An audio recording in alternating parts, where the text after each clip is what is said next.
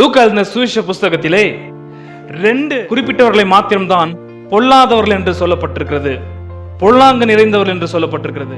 எதற்காக அசுத்தாவிகளுக்கு சம்பந்தப்பட்ட பொல்லாதவர் என்பதான கெட்ட பெயரை இயேசுநாதர் பூமியில் இருக்கிற பெற்றோர்களுக்கு கொடுத்திருக்கிறார்.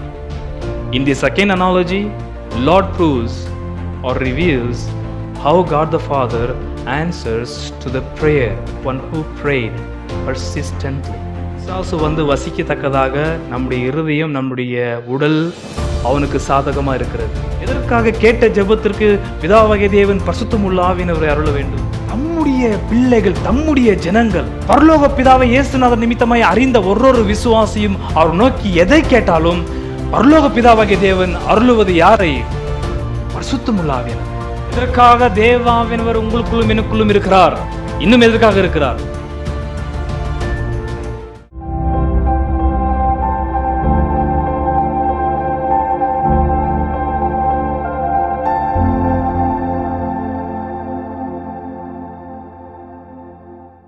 சுவிசேஷம் 11ஆம் அதிகாரம், லுக்ஸ் காஸ்பல் சாப்டர் 11 5 13 வசனங்கள், 5 to 13 தமிழ்ல பிறகு ஆங்கிலத்தில் வாசிக்க கேட்கலாம். பின்னும் அவர் அவர்களை நோக்கி, உங்களில் ஒருவன் தனக்கு சிநேகிதனாய் இருக்கிறவனிடத்தில் பாதி ராத்திரியிலே போய், சிநேகிதனே, என் சிநேகிதன் ஒருவன் வழிப்பிரயாணமாய் என்னிடத்தில் வந்திருக்கிறான். அவன் முன் வைக்கிறதற்கு என்னிடத்தில் ஒன்றுமில்லை. நீ 3 அப்பங்களை எனக்கு கடனாக தர வேண்டும் என்று கேட்டுக்கொண்டான். வீட்டுக்குள் இருக்கிறவன் பிரதியுத்தரமாக, என்னை தொந்தரவு செய்யாதே, கதவு பூட்டியாயிற்று. என் பிள்ளைகள் என்னோட கூட படுத்திருக்கிறார்கள். நான் எழுந்திருந்து உனக்கு தரக்கூடாது என்று சொன்னான். பின்பு தனக்கு அவன் சிநேகிதனாய் இருக்கிற நிமித்தம் எழுந்து அவனுக்கு கொடாவிட்டாலும் தன்னிடத்தில் அவன் வருந்து கேட்க நிமித்தமாவது எழுந்திருந்து அவனுக்கு தேவையானதை கொடுப்பான் என்று உங்களுக்கு சொல்கிறேன். மேலும் நான் உங்களுக்கு சொல்கிறதாவது, கேளுங்கள், அப்பொழுது உங்களுக்கு கொடுக்கப்படும். தேடுங்கள், அப்பொழுது கண்டடைவீர்கள். தட்டுங்கள், அப்பொழுது உங்களுக்கு திறக்கப்படும். ஏனென்றால் கேட்கிறவன் எவனும் பெற்றுக்கொள்கிறான், தேடுகிறவன் கண்டடைகிறான், தட்டுகிறவனுக்கு திறக்கப்படும். உங்களில் தகப்பனாயிருக்கிறவனிடத்தில் மகன் அப்பம் கேட்டால் அவனுக்கு கல்லை கொடுப்பானோ? மீனை கேட்டால் மீனுக்கு பதிலாய் பாம்பை கொடுப்பானோ? அல்லது முட்டையை கேட்டால் அவனுக்கு தேளை கொடுப்பானோ? பொல்லாதவர்களாகி நீங்கள் உங்கள் பிள்ளைகளுக்கு நல்ல ஈவுகளை கொடுக்க அறிந்திருக்கும் போது பரமபிதாவானவர் தம்மிடத்தில் வேண்டிக் கொள்கிறவர்களுக்கு பரிசுத்த ஆவியை கொடுப்பது அதிக நிச்சயம் அல்லவா என்றார். Then he said to them, suppose one of you has a friend and goes to him at midnight and says to him, friend, lend me 3 loaves, for a friend of mine has come to me from a journey and I have nothing to set before him. And from inside he answers and says, do not bother me, the door has already been shut and my children and I are in bed. I cannot get up and give you anything. I tell you, even though he will not get up and give him anything because he is his friend, yet because of his persistence he will get up and give him as much as he needs. So I say to you, ask and it will be given to you, seek and you will find, knock and it will be opened to you. For everyone who asks receives, and he who seeks finds, and to him who knocks it will be opened. Now suppose one of you fathers is asked by his son for a fish, he will not give him a snake instead of a fish, will he? Or if he is asked for an egg, he will not give him a scorpion, will he? If you then, being evil, know how to give good gifts to your children, how much more will your heavenly Father give the Holy Spirit to those who ask him? In the Gospel of Luke, only 2 kinds were called as evil. லூக்கா எழுதின சுவிசேஷ புஸ்தகத்திலே 2 குறிப்பிட்டவர்களை மாத்திரம்தான் பொல்லாதவர்கள் என்று சொல்லப்பட்டிருக்கிறது, பொல்லாங்கு நிறைந்தவர்கள் என்று சொல்லப்பட்டிருக்கிறது. 1வது 11ஆம் அதிகாரம் வசனம் 26. திரும்பி போய் தன்னிலும் பொல்லாத வேறு ஆவிகளை கூட்டிக் கொண்டு. நன்றாக கவனிக்க வேண்டும். தன்னிலும் பொல்லாத வேறு ஆவிகள், அதே வார்த்தை வருகிறது. லூக்கா எழுதின சுவிசேஷத்திலே 2 விதமான நபர்களை மாற்றம்தான் பொல்லாதவர் என்று சொல்லப்பட்டிருக்கிறது. அதுல 1 அசுத்தாவிகளை, பொல்லாத அசுத்தாவிகள் என்று சொல்லப்பட்டிருக்கிறது 11ஆம் அதிகார வசனம் 26. அது மாத்திரமல்ல, அதே 11ஆம் அதிகார வசனம் 13ல 11:13 இப்ப வாசித்த வசனம், பொல்லாதவர்களாகிய நீங்கள் என்று பூமியில் இருக்கிற பெற்றோர்கள், தகப்பன்மார்களை சொல்லப்பட்டிருக்கிறது. எதற்காக அசுத்தாவிகளுக்கு சம்பந்தப்பட்ட பொல்லாதவர் என்பதான கெட்ட பெயரை இயேசுநாதர் பூமியில் இருக்கிற பெற்றோர்களுக்கு கொடுத்திருக்கிறார். ஜீர்ணிக்க முடியாத ஒரு காரியம். நல்ல ஈவுகள் அறிந்திருக்கிற பெற்றோர்களுக்கு இயேசுநாதர் கொடுத்த பெயர் என்னவென்றால் ஈவில் ஒன்ஸ், பொல்லாதவர்கள். அது அசுத்தாவிகளுக்கு இயேசுநாதர் 11:26 சொல்லியிருந்திருக்கிறார். அதே பெயரை பெற்றோர்களுக்கு கொடுத்திருக்கிறார். எதற்காக? மனுஷகுமாரனாகிய மகிமின் இயேசுநாதர் இந்த ஒரு கொடூரமான பெயரை, நாமத்தை பெற்றோர்களாகிய நமக்கு கொடுத்திருக்கிறார். அதற்கு என்ன அர்த்தம்? அது இன்றைக்கு உங்கள் மத்தியிலே தேவாவின் உதவினாலே சொல்ல விரும்புகிறேன். அதற்கு முன்னாடி இவ்வளவு வாரங்களாக தியானித்த வசனத்தை நான் உங்களுக்கு கொஞ்சம் ஞாபகப்படுத்த விரும்புகிறேன். சத்தியமுள்ள வேதாகமத்தின் பிதாவாகிய தேவன், God the Father of the Lord Jesus Christ, before all else seeks his name to be honored and hallowed. வேதாகமத்தின் பிதாவாகிய தேவன், கர்த்தராகிய இயேசு கிறிஸ்துவின் பிதாவாகிய தேவன் தம்முடைய பெயர் மகிமைப்படவும் பரிசுத்தப்படுவதுதான் அவருக்கு முக்கியமான ஒரு விஷயம். ஆகையால் தான் சமாரியா ஸ்திரீகிட்ட ஆண்டவராகிய இயேசு கிறிஸ்து பேசும் பொழுது, God the Father seeks his worshippers who worship him in truth and in the spirit. சத்தியத்தினாலும் ஆவியினாலும் தொழுது கொள்ளுகிறவர்களை பிதாவாகிய தேவன் தேடுகிறதாக வேத வாக்கியம் சொல்லியிருக்கிறது. அவருடைய நாமம் பரிசுத்தப்படுவது என்பதுதான் அவருக்கு ரொம்ப முக்கியமான ஒரு விஷயமா இருக்கிறது. ஆகையால் தான் இயேசுநாதர் ஜெபத்தில் சொல்லும் பொழுது, அது ஜெபமானாலும் சரி, நடைமுறையானாலும் சரி, பிரேயர் ஆர் இன் பிராக்டிஸ், எது இருந்தாலும் பிதாவுடைய நாமம் மகிமைப்படுவதிலே அவர் ரொம்ப ஜாக்கிரதையா இருக்கிறார். ஆகையால் அவருடைய மகிமையை யாருக்குமே கொடுக்க மாட்டார் என்று ஏசாயா தீர்க்கதரிசனத்தில் தெளிவாய் சொல்லப்பட்டிருக்கிறது. அவருடைய மகிமையை யாராலும் திருடவும் முடியாது, அவருடைய மகிமையை அவர் யாருக்கும் கொடுக்கவும் மாட்டார். அந்த பிரயத்தனம் செய்தால் பிசாசுக்கு உண்டான விஷயம்தான் எல்லாருக்கும் உண்டாகும். ஆகையால் அவருடைய நாமம் மகிமைப்படுவதற்காக அவர் என்ன வேண்டும் என்றாலும் செய்ய ஆயத்தமா இருக்கிறார். ஆனால் பாவிகள் அவருடைய நாமத்தை மகிமைப்படுத்த வாய்ப்பில்லை. பாவிகளோட நாமத்தை கனவீனப்படுத்த வாய்ப்புண்டு. ஆகையால் தான் பாவிகளுக்கு பாவ மன்னிப்பு ஜெபத்தில் அருளுகிறதாகவும், பாவத்தில் விழாதபடிக்கு சோதனையை காக்கிறதாகவும் பிதாவாகிய தேவன் ஈடுபடுகிறதாக இயேசுநாதர் ஜெபத்திலே கற்றுக் கொடுத்திருக்கிறார். அப்படி பாவமாற கழுவப்பட்ட எந்த சுத்திகரிக்கப்பட்ட நீதிமான்கள், பரிசுத்தமாக்கப்பட்ட பரிசுத்தவான்கள் மாத்திரம்தான் பிதாவுடைய நாமத்தை பரிசுத்தமாக தொழுது கொள்ள முடியும். அவர் என்னவா இருக்கிறார் என்பதை அசுத்தமான நிலையிலே அல்ல, பரிசுத்தமாக அவரை தொழுது கொண்டு அவருடைய நாமத்தை உயர்த்தி காண்பிக்க முடியும். ஆகையால் பரலோக பிதாவாகிய தேவன் தம்முடைய ராஜ்யத்தை பாவியுடைய இருதயத்திலே அருளுகிறார். இதுதான் இயேசுநாதருடைய ஜெபம். இந்த ஜெபத்தை சொல்லி முடிச்ச பிறகு ஆண்டவராகிய இயேசு கிறிஸ்து 2 அனாலஜிஸ் தராரு. He gives 2 analogies, very practical one. நடைமுறையான 2 உதாரணங்களை, துஷ்டாந்தங்களை இயேசுநாதர் தருகிறார். 5-10 வரைக்கும் 1, 11-13 வரைக்கும் 1. 5-10 வரைக்கும் சிநேகிதனை குறித்து பேசுகிறார். 10-13 வரைக்கும் நம்முடைய தகப்பன்மார்கள், பூமியில் இருக்கிற மாம்சீகமான தகப்பன்மார்களை குறித்து பேசுகிறார். போன வார்த்தையிலே வசனம் 5-10 வரைக்கும் உங்கள் மத்தியிலே சத்தியத்தை பேசும் பொழுது நாம் எப்படி ஜெபிக்க வேண்டும் என்பதை இயேசுநாதர் சொல்லி முடித்தார். How we ought to pray, what we ought to pray, verses 2-4, 2-4 வரைக்கும் நாம் என்ன ஜெபிக்க வேண்டும் என்பது சொல்லப்பட்டிருக்கிறது. ஆண்டவர் இயேசுநாதர் கொடுத்த துஷ்டாந்தம் வசனம் 5-10 வரைக்கும் நீங்கள் பார்க்கும் பொழுது எப்படி ஜெபிக்க வேண்டும் என்பது சொல்லப்பட்டிருக்கிறது. ஆகையால் தான் வசனம் 8 சொல்ற வார்த்தை, அந்த ஒரே ஒரு வார்த்தை தான் அந்த ஒட்டுமொத்த முதலாவது துஷ்டாந்தத்திற்கு அர்த்தமே கொடுக்கிறது. 8:11-8.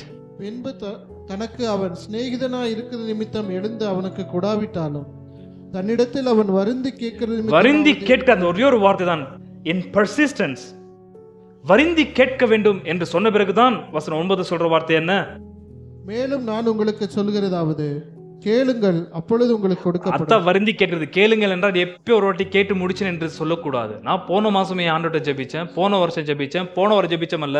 அங்க சொல்லப்படுற டென்ஸ் வந்து கேட்டுக்கொண்டே இருங்கள், தேடிக்கொண்டே இருங்கள், தட்டி கொண்டே இருங்கள், வெக்கமில்லாமல் கேளுங்கள், தைரியமா கேளுங்கள், பாதி நைட்ல போயிட்டு தட்டுறோமே என்று வெட்கப்படாதிருங்கள். நன் சிநேகிதன் கேட்டது போல உங்கள் பிதாவினிடத்தில் நீங்கள் எப்போதும் கேட்டுக்கொண்டே இருக்க வேண்டும் என்று இயேசுநாதர் எப்படி ஜெபிக்க வேண்டும் என்பதான வார்த்தை குறித்து அந்த சொல்லியிருக்கிறார்.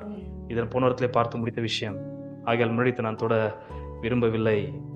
persistent pleading verses 5-10, passionate providing verses 11-13, தொடர்ச்சியாக வெட்கம் இல்லாமல் ஜெபிப்பது.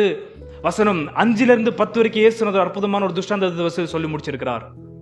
வசனம் 11-13 வரைக்கும் இவ்விதமாய் ஜெபித்தவர்களுக்கு பிதாவாகிய தேவன் எப்படி பதில் கொடுக்கிறார் என்பது சொல்லப்பட்டிருக்கிறது. எனக்கு ரொம்ப பிடித்த சம்பவம் அது. எப்படி ஜெபிக்க வேண்டும் என்று சொன்ன ஒரு துஷ்டாந்தம் போக, அதோடு கூட இயேசுநாதர் நிறுத்தாமல் ஜெபம் பண்ண பிறகு, தொடர்ச்சியாக ஜெபம் பண்ண பிறகு, இடைவிடாமல் ஜெபம் பண்ண பிறகு, வெட்கம் இல்லாமல் எப்போதும் ஜெபம் பண்ண பிறகு, பரலோகத்தில் ஜெபத்தை கேட்ட மகிமையின் பிதாவாகிய தேவனுடைய பதில் எப்படி இருக்கும், என்னவா இருக்கும் என்பதை வசனம் 11-13 வரைக்கும் சொல்லப்பட்டிருக்குது. In the second analogy, Lord proves or reveals how God the Father answers to the prayer one who prayed persistently. 11-13 வாசி. தகப்பனாய் இருக்கிற ஒருவனிடத்தில் மகன் அப்பம் கேட்டால் அவனுக்கு கல்லை கொடுப்பானோ? மீனை கேட்டால் மீனுக்கு பதிலாய் பாம்பை கொடுப்பானோ? அல்லது முட்டையை கேட்டால் அவனுக்கு தேளை கொடுப்பானோ? பொல்லாதவர்களாகிய நீங்கள் உங்கள் பிள்ளைகளுக்கு நல்ல ஈவுகளை கொடுக்க அறிந்திருக்கும் போது பரமபிதாவானவர் தம்மிடத்தில் வேண்டிக் கொள்கிறவர்களுக்கு பரிசுத்த ஆவியை கொடுப்பது அதிக நிச்சயம் அல்லவா என்றார். பரிசுத்த ஆவியை கொடுப்பது அதிக நிச்சயம் அல்லவா? அங்கதான் ரொம்ப பெரிய ஒரு அற்புதமான சத்தியம் அடங்கியிருக்கிறது. அதுதான் இன்றைக்கு நாம் பார்க்க இருக்கிறோம். மேல்நோட்டமாக 11-12 சொல்ற வார்த்தை பிதாக்களை பத்தி சொல்றாரு. பிதாக்களாகிய நீங்கள் உங்களில் ஒரு குமாரன் உங்கள்கிட்ட ஆகாரம் கேட்டால்ன்ற சம்பவத்தை வசனம் 11 தொடங்குறாரு. பட்டேர் பரலோக பிதாவுக்கும் பட்டேர் பூமியில் இருக்கிற பிதாக்களுக்கும் ஒரே பேரை போட்டு இயேசுநாதர் வித்தியாசத்தை காண்பிக்கிறார். சிநேகிதன் யாருக்கு ஒப்பிடப்பட்டான் என்று தெரியவில்லை. வசனம் 5-10 வரைக்கும் பார்க்கும் பொழுது, ஆனால் இங்கே சொல்லப்படுற பிதாக்களும் பரலோக பிதாக்கள் பூமியில் இருக்கிற பிதாக்களுக்கு இயேசுநாதர் ஒப்பிட்டு பேசி, பூமியில் இருக்கிற பிதாக்கள் எப்படி நல்ல ஈவுகள் தங்களுடைய பிள்ளைகளுக்கு தருகிறார்கள் என்பதையும், பரலோக பிதாவாகிய தேவனிடத்தில் யார் என்ன கேட்டாலும் அவர் என்னத்தை பதில் கொடுக்கிறார் என்பதையும் இயேசுநாதர் வசனம் 13 அற்புதமானமாய் ரொம்ப ஷார்ட்டா சொல்லிட்டாரு. ஆனா அதை 8-10 வாரம் போதித்தாலும் அதோடைய முழு அர்த்தம் நம்மால கிரகிக்க முடியாது. அவ்வளவு விஷயங்கள் வசனம் 13 இருக்கிறது. ஆனால் அவ்வளவு காலம் நான் எடுத்துக்கொள்ள மாட்டேன். ஆகையால் வேகமாய் சொல்லி முடிக்க விரும்புகிறேன். முதலாவது வசனம் 11 சொல்ற வார்த்தை என்ன? One more time. உங்களில் தகப்பனாய் இருக்கிற ஒருவனிடத்தில் மகன் அப்பம் கேட்டால் அவனுக்கு கல்லை கொடுப்பானோ? மீனை கேட்டால் மீனுக்கு பதிலாய் பாம்பை கொடுப்பானோ? நன்றாக கவனிக்க வேண்டும். நம்முடைய அப்பாமார்களுக்கு நம்முடைய பிள்ளைகள், அதாவது பெற்றோர்களுடைய பிள்ளைகளுக்கு பசி உண்டாகும் என்பது நன்றாய் தெரியும். அவர்களுக்கு பசி எடுத்த ஒவ்வொரு பிள்ளைகளுக்கும் நம்முடைய தகப்பன்மாருக்கு என்ன கொடுக்கணுன்றதும் நன்றாக தெரியும். இது பொதுவா எல்லா மிருக ஜீவன்கள்ட்ட இருக்கிற ஒரு சுபாவம் தான். எல்லா மிருக ஜீவன்கிட்ட இருக்கு. பறவைகளுக்கு இருக்கிறது, பூமியில் நடமாடுற எல்லா ஜந்துக்களுக்கும், அதுங்க போட்டு குட்டி ஆகட்டும், முட்டை நிமித்தமா வந்த பறவைகள் ஆகட்டும், என்னவா இருந்தாலும் அவைகளுக்கு உணவு கொண்டு போய் கொடுக்கறது அந்த பெற்றோர்களுடைய வேலையை எல்லா ஜந்துக்களும் இருக்கிறது. ஆனால் மனிதர்களை பத்தி பேசும்போது மாத்திரம் வசனம் 13 சொல்ற வார்த்தை கவனிங்கள். பொல்லாதவர்களாகிய நீங்கள் உங்கள் பிள்ளைகளுக்கு நல்ல ஈவுகளை கொடுக்க அறிந்திருக்கும் போது. நல்லா கவனிக்கணும். நல்ல ஈவுகளை கொடுக்க அறிந்திருக்கும் போது அந்த வார்த்தை ரொம்ப முக்கியம். நம்முடைய பூமியில் இருக்கிற பெற்றோர்களுக்கு எது நல்லது எது கெட்டது என்பது அறிகிற அறிவு அவர்களுக்கு இருக்கிறது.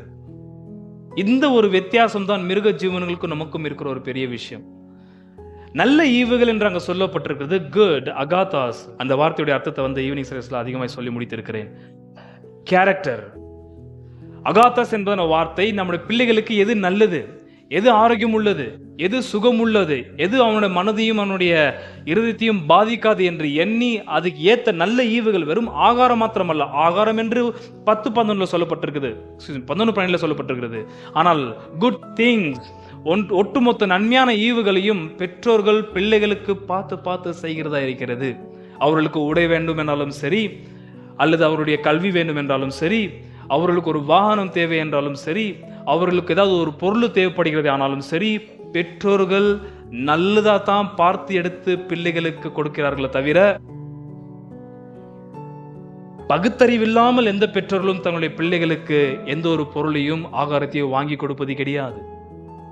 ஒரு பழங்கள் நீங்கள் பிள்ளைகளுக்கு வாங்கி கொடுத்தாலும் அந்த பழங்கள் நன்றாய் பார்த்து தான் நீங்க வாங்குறீங்க உங்க பசங்களுக்கு. எவ்வளவு பேர் உங்க வீட்டுக்கு பழங்க வாங்கி போய் கொடுக்குறீங்க? கொஞ்சம் கை தூக்குங்க அப்பா அம்மார்களே. சில அப்பா அம்மார்கள் எப்படி காலைல கை வீசின்னு போனாங்களோ வரும்போது அதே மாதிரி தான் கை வீசின்னு வராங்க. அது பசங்களுக்கு பிடிக்காது. காலைல அப்பா எதுவுமே டென்ஷனாக வேலைக்கு போகிறான்னு தெரிஞ்சா பசங்க கொஞ்சம் அடங்கி இருப்பாங்க. ஆனால் நீங்கள் திரும்ப வீட்டுக்கு வரும்போது அதே மாதிரி கை வீசின்னு வந்தீங்கன்னாக்கா பசங்களுக்கு பிடிக்காது. ஒய்ஃபுக்கு புரிஞ்சுக்கலாம், ஆனால் பிள்ளைகளுக்கு ஏதாவது கவரில் பூச்சிட்டு வரணும். நீங்கள் ஒன்றுமே வாங்கின்னு வரலன்னு வைங்க, பசங்க மூஞ்சி ஒரு மாதிரி ஆகிடும் வீட்டில் நீங்கள் போன உடனே. பெற்றோர்கள் எப்போதும் பிள்ளைகளுக்கு ஏதாவது நல்ல விஷயத்தை வாங்கின்னு போய் கொடுப்பது பெற்றோர்கள் அது இருதயபூர்வமாக ரொம்ப பிரியமாக செய்கிற ஒரு விஷயமா இருக்கிறது.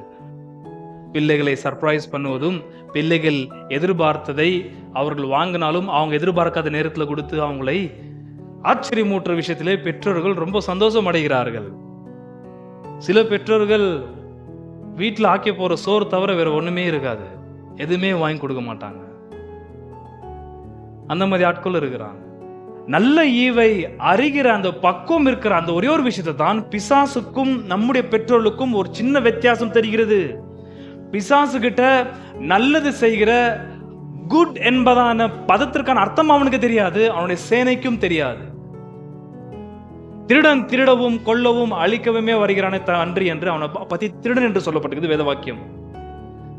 ஆனால் நம்மையும் பிசாசு போல பொல்லாதவர்கள் என்பதான நாமத்தை நமக்கு கொடுத்திருந்தாலும் பிசாசுக்கு நமக்கும் இருக்கிற ஒரே வித்தியாசம் என்னவென்றால், நமக்கு பொல்லாதவர்களான ஒரு நிலையில் இருந்தாலும் நமக்கு நல்லது என்னன்றது கொஞ்சம் தெரியும். ஆனா பிசாசுக்கு அது கூட தெரியாது. அதான் அவன்கிட்ட இருக்க ரொம்ப டிராஸ்டிக் டெசிமேஷன், ரொம்ப மோசமான தன்மை பிசாசுக்கு என்னன்னாக்கா அவனுக்கு நல்லதுன்னு தெரியாது, நல்லது செய்யவும் மாட்டான். ஆனா பிசாசுடைய சுபாவம் உடைய நமக்கோ கொஞ்சமாவது நல்லதுன்னு என்னன்னு தெரியும். அது எப்போ நம்ம பசங்கன்னு வரும்போது தான். மற்ற பசங்க எப்படி போனாலும் அதை பத்தி நம்மளுக்கு கவலை கிடையாது, அதை நம்ம கேர் பண்றதே கிடையாது. கொல்த மேல இருந்தா வண்டி ஏறி ட்ரக் ஏறி செத்து போச்சுன்னு ஏதாவது செய்தி கேட்டீங்கன்னா என்ன பண்றோம்? ஐயோ, அப்புறம் என்ன, அவ்வளோதான். இந்த எக்ஸ்பிரஷன் இவ்வளோ தானா? அவ்வளோதான். என்னது, கொல்த மேல ட்ரக் ஏறி செத்து போச்சாமே போன வாரம்? அப்படியா? ஐயோ, என்ன பண்ணி தராங்க அப்பா அப்படின்னு கேள்வி கேட்டு நம்ம விட்டுருவோம். ஆனா நம்ம கொல்திங்கன்னு வரும்போது நாம சாப்பிட வரைக்கும் அது மறக்க முடியாது. ஸோ இது நான் இப்போ டீட்டெயிலாக பேச வேண்டியதில்லை, உங்களுக்கு எல்லாம் தெரியும் இந்த ஒரு தகப்பன் பிள்ளைகளை விளைப்பூட்டுற விஷயம் எப்படிப்பட்டது என்று. குழந்தைங்களை பெற்றவங்க எவ்வளோ கேர் பண்ணுறாங்கன்றது நமக்கு நன்றாய் தெரியும். சில பெற்றவங்க கேர் பண்ணுறது கிடையாது, பெற்றதோடு சரியாகுது. பெற்றோடனே அவங்களுக்கு கடமை முடிஞ்சிட்டு என்று கை கழுவி விட்டுறாங்க. அதுக்கப்புறம் தானாக வளர்ந்துருது அது என்று அப்படி விட்டுறாங்க. அப்படி முடியாது, எல்லா பேரும் செய்கிறது கிடையாது. ஆனால் சில பெற்றோர்கள் அப்படி மட்டமான புத்தி உள்ளவர்களும் இருக்கிறாங்க. ஒரு விஷயத்தை சொல்லி நான் வசனம் 13க்குள்ளாக போக விரும்புகிறேன். நாங்கள் அங்கே ரொம்ப நேரம் எடுப்போம். 13 பொல்லாதவர்களாகிய நீங்கள் உங்கள் பிள்ளைகளுக்கு நல்ல ஈவுகளை கொடுக்க அறிந்திருக்கும் போது பரமபிதாவானவர் தம்மிடத்தில் வேண்டிக் கொள்கிறவர்களுக்கு பரிசுத்த ஆவியை கொடுப்பது அதிக நிச்சயம் அல்லவா?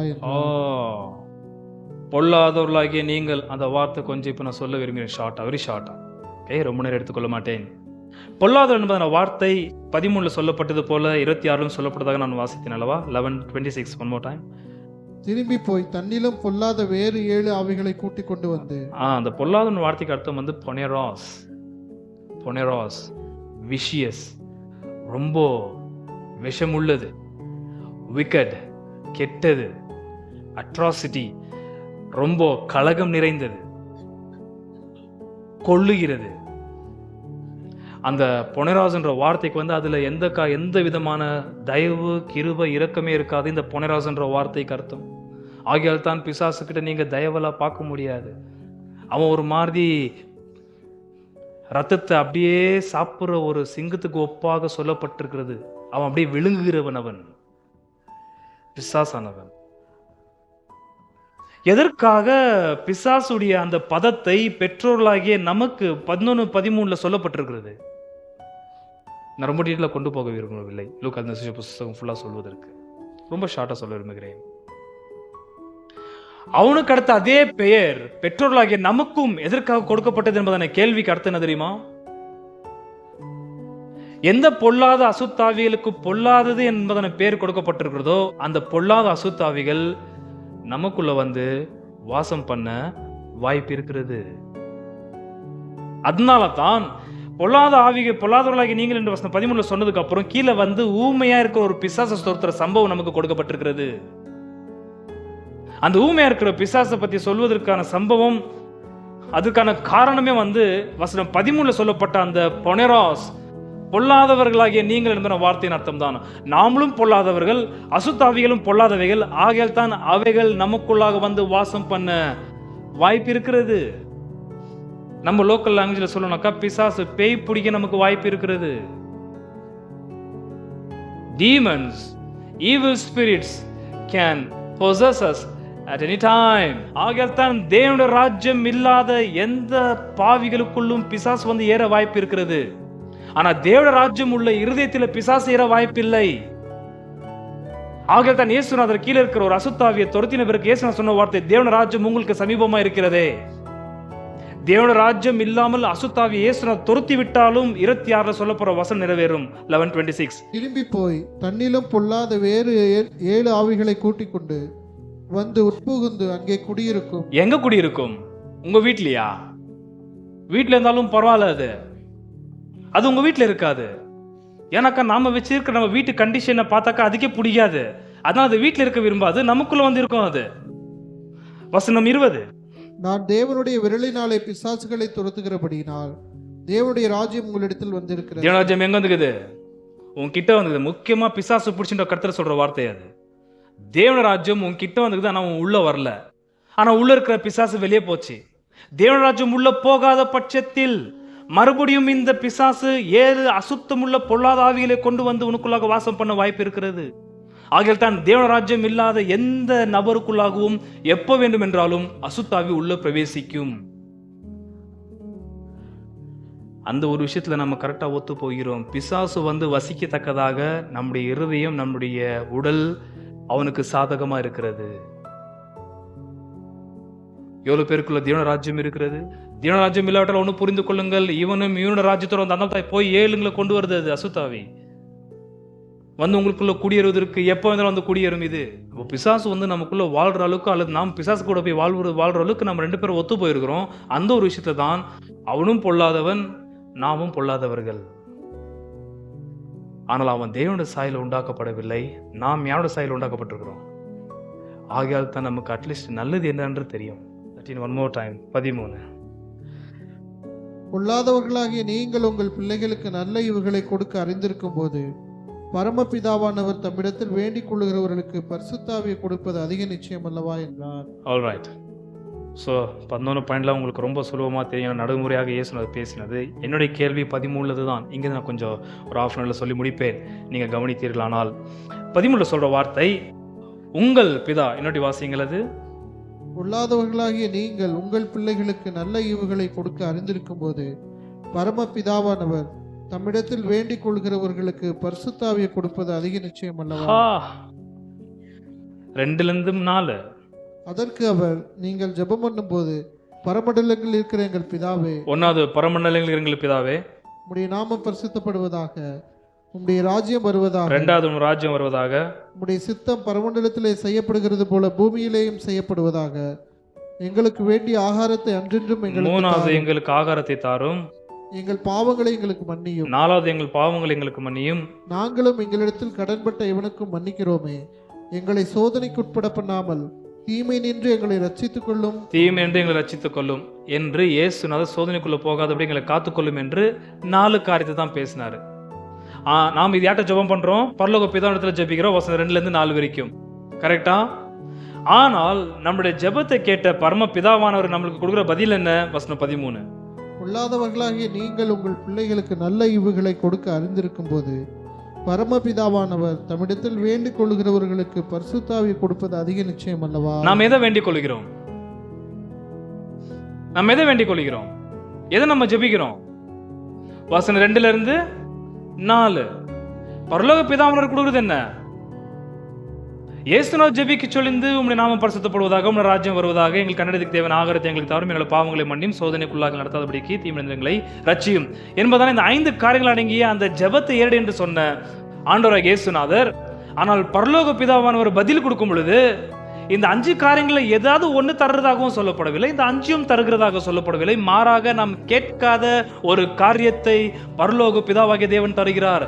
என்னது? பரிசுத்தமுள்ள ஆவியானவர். ஹல்லேலூயா. இங்க இயேசுன ஜெபத்தை பத்தி பேசும் பொழுது பரிசுத்தமுள்ள ஆவியானவரை ஜெபம் பண்ணி கேளுங்கன்னு சொல்லல, புரியுதுங்களா? மாறாக உங்களுடைய ராஜ்யம் வருவதாக,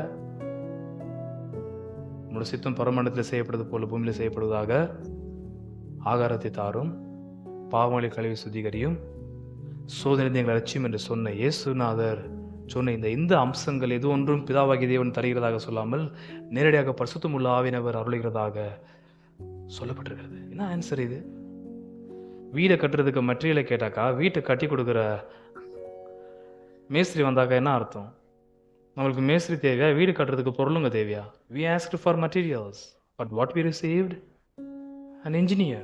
ரொம்ப யோசிச்சு அத்தையே பார்த்துட்டு இருந்தேன். என்னோட முதல் வேலை என்ன தெரியுமா? வசந்த வாசிக்கிறது, அதுக்கப்புறம் எழுதிடுறது, அதுக்கப்புறம் அதோடைய ரூட் லாங்குவேஜில் கொஞ்சம் போய் அதோட அர்த்தத்தெல்லாம் எடுத்துடுறது, அதுக்கப்புறம் அதை உத்து பார்த்துட்டே இருக்கிறது. என்ன அங்கே இருக்குது விஷயம்? எதற்காக பரிசுத்தமுள்ள ஆவியானவர்? நீங்கள் கேட்ட வசனம் 2-4 அடங்கியிருக்கிற காரியங்களை பிதாவாகிய தேவன் உங்களுக்கு தருகிறதாக இயேசு நான் சொல்லி முடிச்சிருந்தாக்கா முடிஞ்சு போயிச்சிருக்கும் விஷயம். இது போன வாரமே நான் பிரசங்கம் பண்ணிருப்பேன். ஆனா இயேசுநாதர் அர்த்தம் சொல்லவில்லை. ராஜ்யம் வருவதாக, அப்பம் கிடைப்பதாக, அந்த எந்த விஷயத்தையும் சொல்லாமல் இயேசுநாதர் சொல்ற வார்த்தை, நீங்கள் இந்த ஜெபத்தை எடுக்கும் பொழுது உங்களுக்கு பரமண்டலங்களில் இருக்கிற பிதாவாகிய தேவன் அருளுவது பரிசுத்தமுள்ள ஆவியானவர் என்று சொன்ன உடனே எனக்கு அங்க நிப்பாட்ட வேண்டியதாய் போச்சு. அது திருப்ப கீழே போகக்கூடாது. என்ன அது? எங்களை ஆவியானவர் கேட்க சொன்னீரா? வசனம் 2-4 இல்லை. பரிசுத்தமுள்ள ஆவியானவருக்காக ஜெபம் பண்ணி கூப்பணுமா? இறங்கி வாரும், இப்போ வாரும், அப்புறமா வரும், எப்போ வந்தாலும் வாரும், வந்து கொண்டே இரும், அப்படி ஜெபிக்கணுமா? அப்படியே சொல்லியே சொன்னா டெய்லி ஜெபிக்கலாம் என்ற இடத்துல வந்து நீங்க அந்த பாட்டு பாடுறது எந்த பாட்டு? இப்போ வாரும், எப்பவுமே வாரும் எங்கள் ஆவியானவரே. என்ன அர்த்தம் அது? இல்ல கேட்க நல்லாகுது இல்லையா? சத்தியத்தின் படிக்குதா பாட்டு அது? ஒரே அந்த பரலோகத்திலிருந்து பலத்த சத்தமாய் பரலோக பிதாவாகிய தேவன் பரிசுத்தமுள்ள ஆவியானவர் ஊதினார். அப்போஸ்தலர் 2 அதிகாரத்துல முடிஞ்சு போச்சு. அணியிலிருந்து மெஸ்ஸியாவுடைய கடைசி நாள் தொடக்கம் உண்டானது. யோவேல் தீர்க்கதரிசன புஸ்தகத்தை வைத்து நிரூபிக்கிறார் அப்போஸ்தலனாகிய பேதுரு அந்த இடத்துல. கடைசி நாட்களில் நான் என் ஆவியை ஊற்றுவேன் தொடங்கினது. திருப்ப இறங்கி வாரும், இப்போ வரும், அப்போ வரும். என்ன அர்த்தம்? இப்போ அந்த ஜெபத்தை நீங்க இருக்கக்கூடாது. பாவத்து நிமித்தமாய் மனஸ்தாப்பட்டு மனம் திரும்பி இயேசுநாதரை விசுவாசித்து ஏற்றுக்கொள், அப்போதான் பரிசுத்தமுள்ள ஆவியானவர் உங்களுக்கு ஈவாக அருளப்படும் என்று வேத வாக்கியம் சொல்லப்பட்டிருக்கிறது. அதனால ஜெபத்தில் இயேசுநாதர் ஆவியானவரை கேளுங்க நீங்க சொல்லப்படவில்லை. ஆனால் எனக்கு அர்த்தம் வேண்டும். என்ன ஆண்டவரை, என்ன நோக்கத்துடன் அது பேசினீர் என்று. நானும் பெரிய பெரிய ஸ்காலர்ஸோட செய்தியெல்லாம் வாசித்தேன், கேட்டேன். யாருமே அந்த ஜம்ப் பண்ணி போயிடுறாங்க, அதை நிற்க மாட்டேறாங்க. எனக்கு நிற்கணும் அங்கே. ஹால் ப்ளீஸ், அங்கே நில்லி கொஞ்சம் அதை அர்த்தத்தை எடுத்து சொல்லுங்க.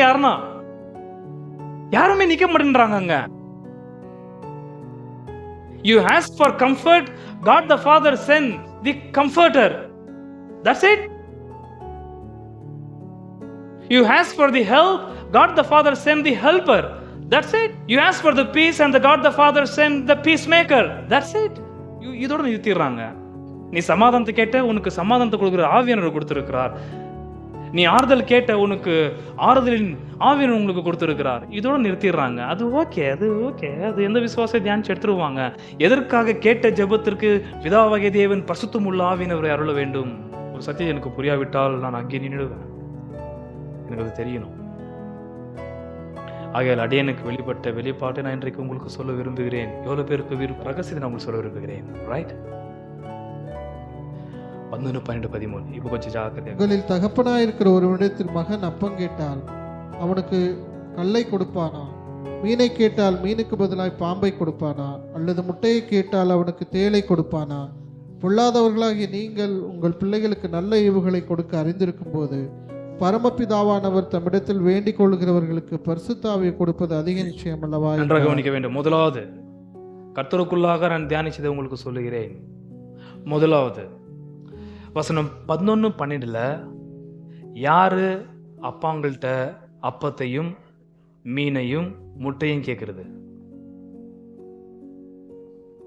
சத்தமா யாரு? பிள்ளைகள். சந்தேகம் இல்ல. 13 யாரு பரமண்டலத்தில் இருக்கிற பிதாவுகிட்ட கேட்கறது? 11-12 நம்முடைய பிள்ளைகள் நம்முடைய அப்பா அம்மாங்கள்ட்ட கேட்கறாங்க.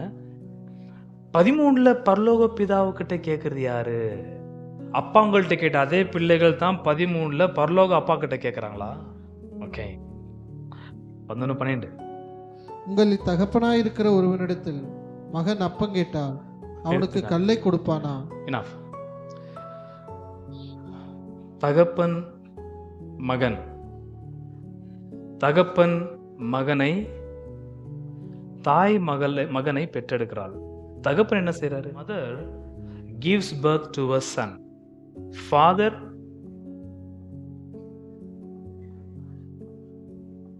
he does not do anything.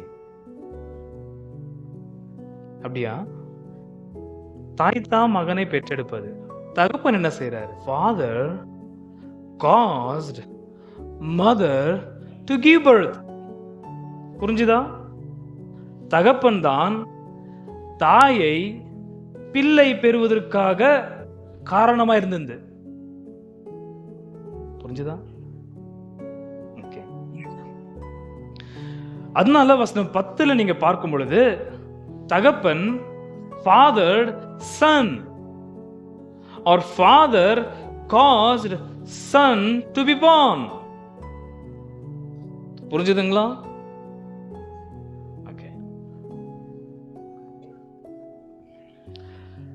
13 தம்மிடத்தில் வேண்டிக் கொள்கிற 2-4 வரைக்கும் சொல்லப்பட்டிருக்கிற அந்த இயேசுவினுடைய அற்புதமான பரத்துக்குரிய ஜெபத்தை ஜெபிக்கிற ஒரு நபருக்கு பரிசுத்தமுள்ள ஆவியானவரை பரலோக பிதாவாகிய தேவன் அருளுகிறதாக சொல்லப்பட்டிருக்கிறது. இந்த பரிசுத்தமுள்ள ஆவியானவருக்கும் நீங்கள் பெற்றெடுக்கிற பிள்ளைகளுக்கும் ஏதாவது சம்பந்தம் இருக்கிறதா? நான் டைரக்டா உள்ள போயிடுறேன். கேள்வி மேல கேள்வி கேட்டா உங்களுக்கு தூக்கம் தான் வரும். Father fathered sons and daughters, but the Holy Spirit formed sons and daughters in their mother's womb. அர்த்தம் புரிஞ்சுதா? பரிசுத்தமுள்ள ஆவியானவர் உங்களுடைய பிள்ளைகளை தங்களுடைய தாயின் வயிற்றில் இருக்கும் பொழுதே உருவாக்கினவர். ஆனால் தகப்பன்மார் உங்களுடைய பிள்ளைகளை நீங்கள் பெறுவதற்கு காரணமா இருந்தவர். அதனால நீங்கள் பெற்றெடுத்தீர்கள், அவர் காரணமா இருந்தார். குழந்தைகளை உருவாக்கியது யாரு? குழந்தைகளை உருவாக்கியது யாரு? நான் இப்ப வசனம் கொடுக்கிறேன். ஏன்னா எனக்கு அந்த சில்ட்ரன்ற வார்த்தை ரொம்ப முக்கியம். வசனம் 10, 11, 12, 13 உங்கள் பிள்ளைகள் உங்கள்கிட்ட நல்லதை கேட்டால் நீங்க நல்லதுதான் செய்வீங்க, தீமையை செய்ய மாட்டீர்கள். ஆனா கீழே பார்க்கும்பொழுது பரலோக பிதாவுகிட்ட சில பேர் கேட்கறாங்க. யார் கேட்கறவங்க? யாரு? God the Holy Spirit who formed your children in their mother's womb and your father fathered them, you gave them birth. பெற்றோர்கள் தாய்மார்கள் பிள்ளைகளை பெற்றெடுத்தார்கள். பரிசுத்தமுள்ள ஆவியானவரோ தாயின் கருள குழந்தைகளை உருவாக்கினார். ஆகிய 139 சங்கீதத்தை இன்றைக்கு நான் வாசிக்க வைத்தது. உம்முடைய ஆவியை விட்டு எங்க போய் என்று சொல்வது அங்க பிரமிக்கத்தக்கதான் அதிசயமாய் நீர் என்னை என் தாயின் கருள உருவாக்கினீர். யார் உருவாக்கினது? பரிசுத்தமுள்ள ஆவியானவர். அதற்கு காரணமா இருந்தது யாரு? உங்களுடைய தகப்பன்மார். பெற்றெடுத்தது யாரு? தாய்மார். அப்ப நான் உங்களை ஒன்று கேட்குறேன், உங்க பசங்களை குறித்து அப்பா அம்மா உங்களுக்கு அதிகமா தெரியுமா அல்லது கருளை உருவாக்கின ஆவியானவருக்கு ரொம்ப அதிகமா தெரியுமா? நான் லெட் மீ ப்ரூவ். ஓகே. லூக்கா சுவிசேஷத்துல 2 சம்பவம் இருக்கிறது. பரிசுத்தமுள்ள ஆவியானவர் கருளை குழந்தைகளை உருவாக்கியது என்பதற்கு. அதான் தான் இவர் விட்டுறக்கூடாது. பரிசுத்தமுள்ள ஆவியானவரை பிடித்துக் கொள்ள வேண்டும் கர்ப்பிணி சகோதரிகள். அவர் உங்களுக்கு ஆலோசனை கொடுப்பார் உள்ள என்ன இருந்தது அப்படின்ட்டு. 139 சங்கீதங்கள் வாசிக்கும் பொழுது அந்தகாரம், கிரேவ், அண்டர் தி எர்த் என்று சொல்லப்படுகிறது. அதாவது தாய்க்கே தெரியாது எந்த இடத்துல குழந்தையுடைய ஃபார்மேஷன் துவக்குகிறது என்று. ரொம்ப அந்தகாரம் அது. அந்த அந்தகாரத்தை பேசும் பொழுதுதான் கர்த்தருக்கு அந்த அந்தகாரமா இருக்காது, வெளிரங்கமாய் வெட்டாந்தரம் வெளிச்சமா இருக்கிறது நம்முடைய வேதாமத்தின் தேவனுக்கு. அவர் வெளிச்சமா பார்க்கிறாரு. தாயின் கருவில் ஏதோ ஒரு சின்ன கண்ணுக்கு தெரியாத ஒரு அணு போய் செயல்படுற அந்த இடம் தாய்க்கும் தகப்பனுக்கும் தெரியாது, ஆனா இவர் பார்த்து கொண்டிருக்கிறார். அதான் 139ஆம் சங்கீதம் ரொம்ப முக்கியமான ஒரு அம்சம், அது ரொம்ப முக்கியமான சங்கீதம். அது லூக்கா எழுதின சுவிசேஷம் 1ஆம் அதிகாரத்துல 2 சம்பவம் இருக்கிறது. 1, கன்னிகை வயிற்றில் இயேசுநாதர் பிறந்தார். 2வது, வயது சென்று ஸ்திரீகளுக்குள்ளாக நடக்க வேண்டிய முறைமை நின்று போன எலிசபெத் கர்ப்பம் தரிக்கிறார். யார் இது 2 அற்புதமான பிறப்புக்கு காரணம் என்று நீங்கள் பார்க்கும் பொழுது இப்போ வாசிக்கலாம். 1ஆம் அதிகாரம் லூக்கா எழுதின சுவிசேஷம் 1ஆம் அதிகாரம் 13-15.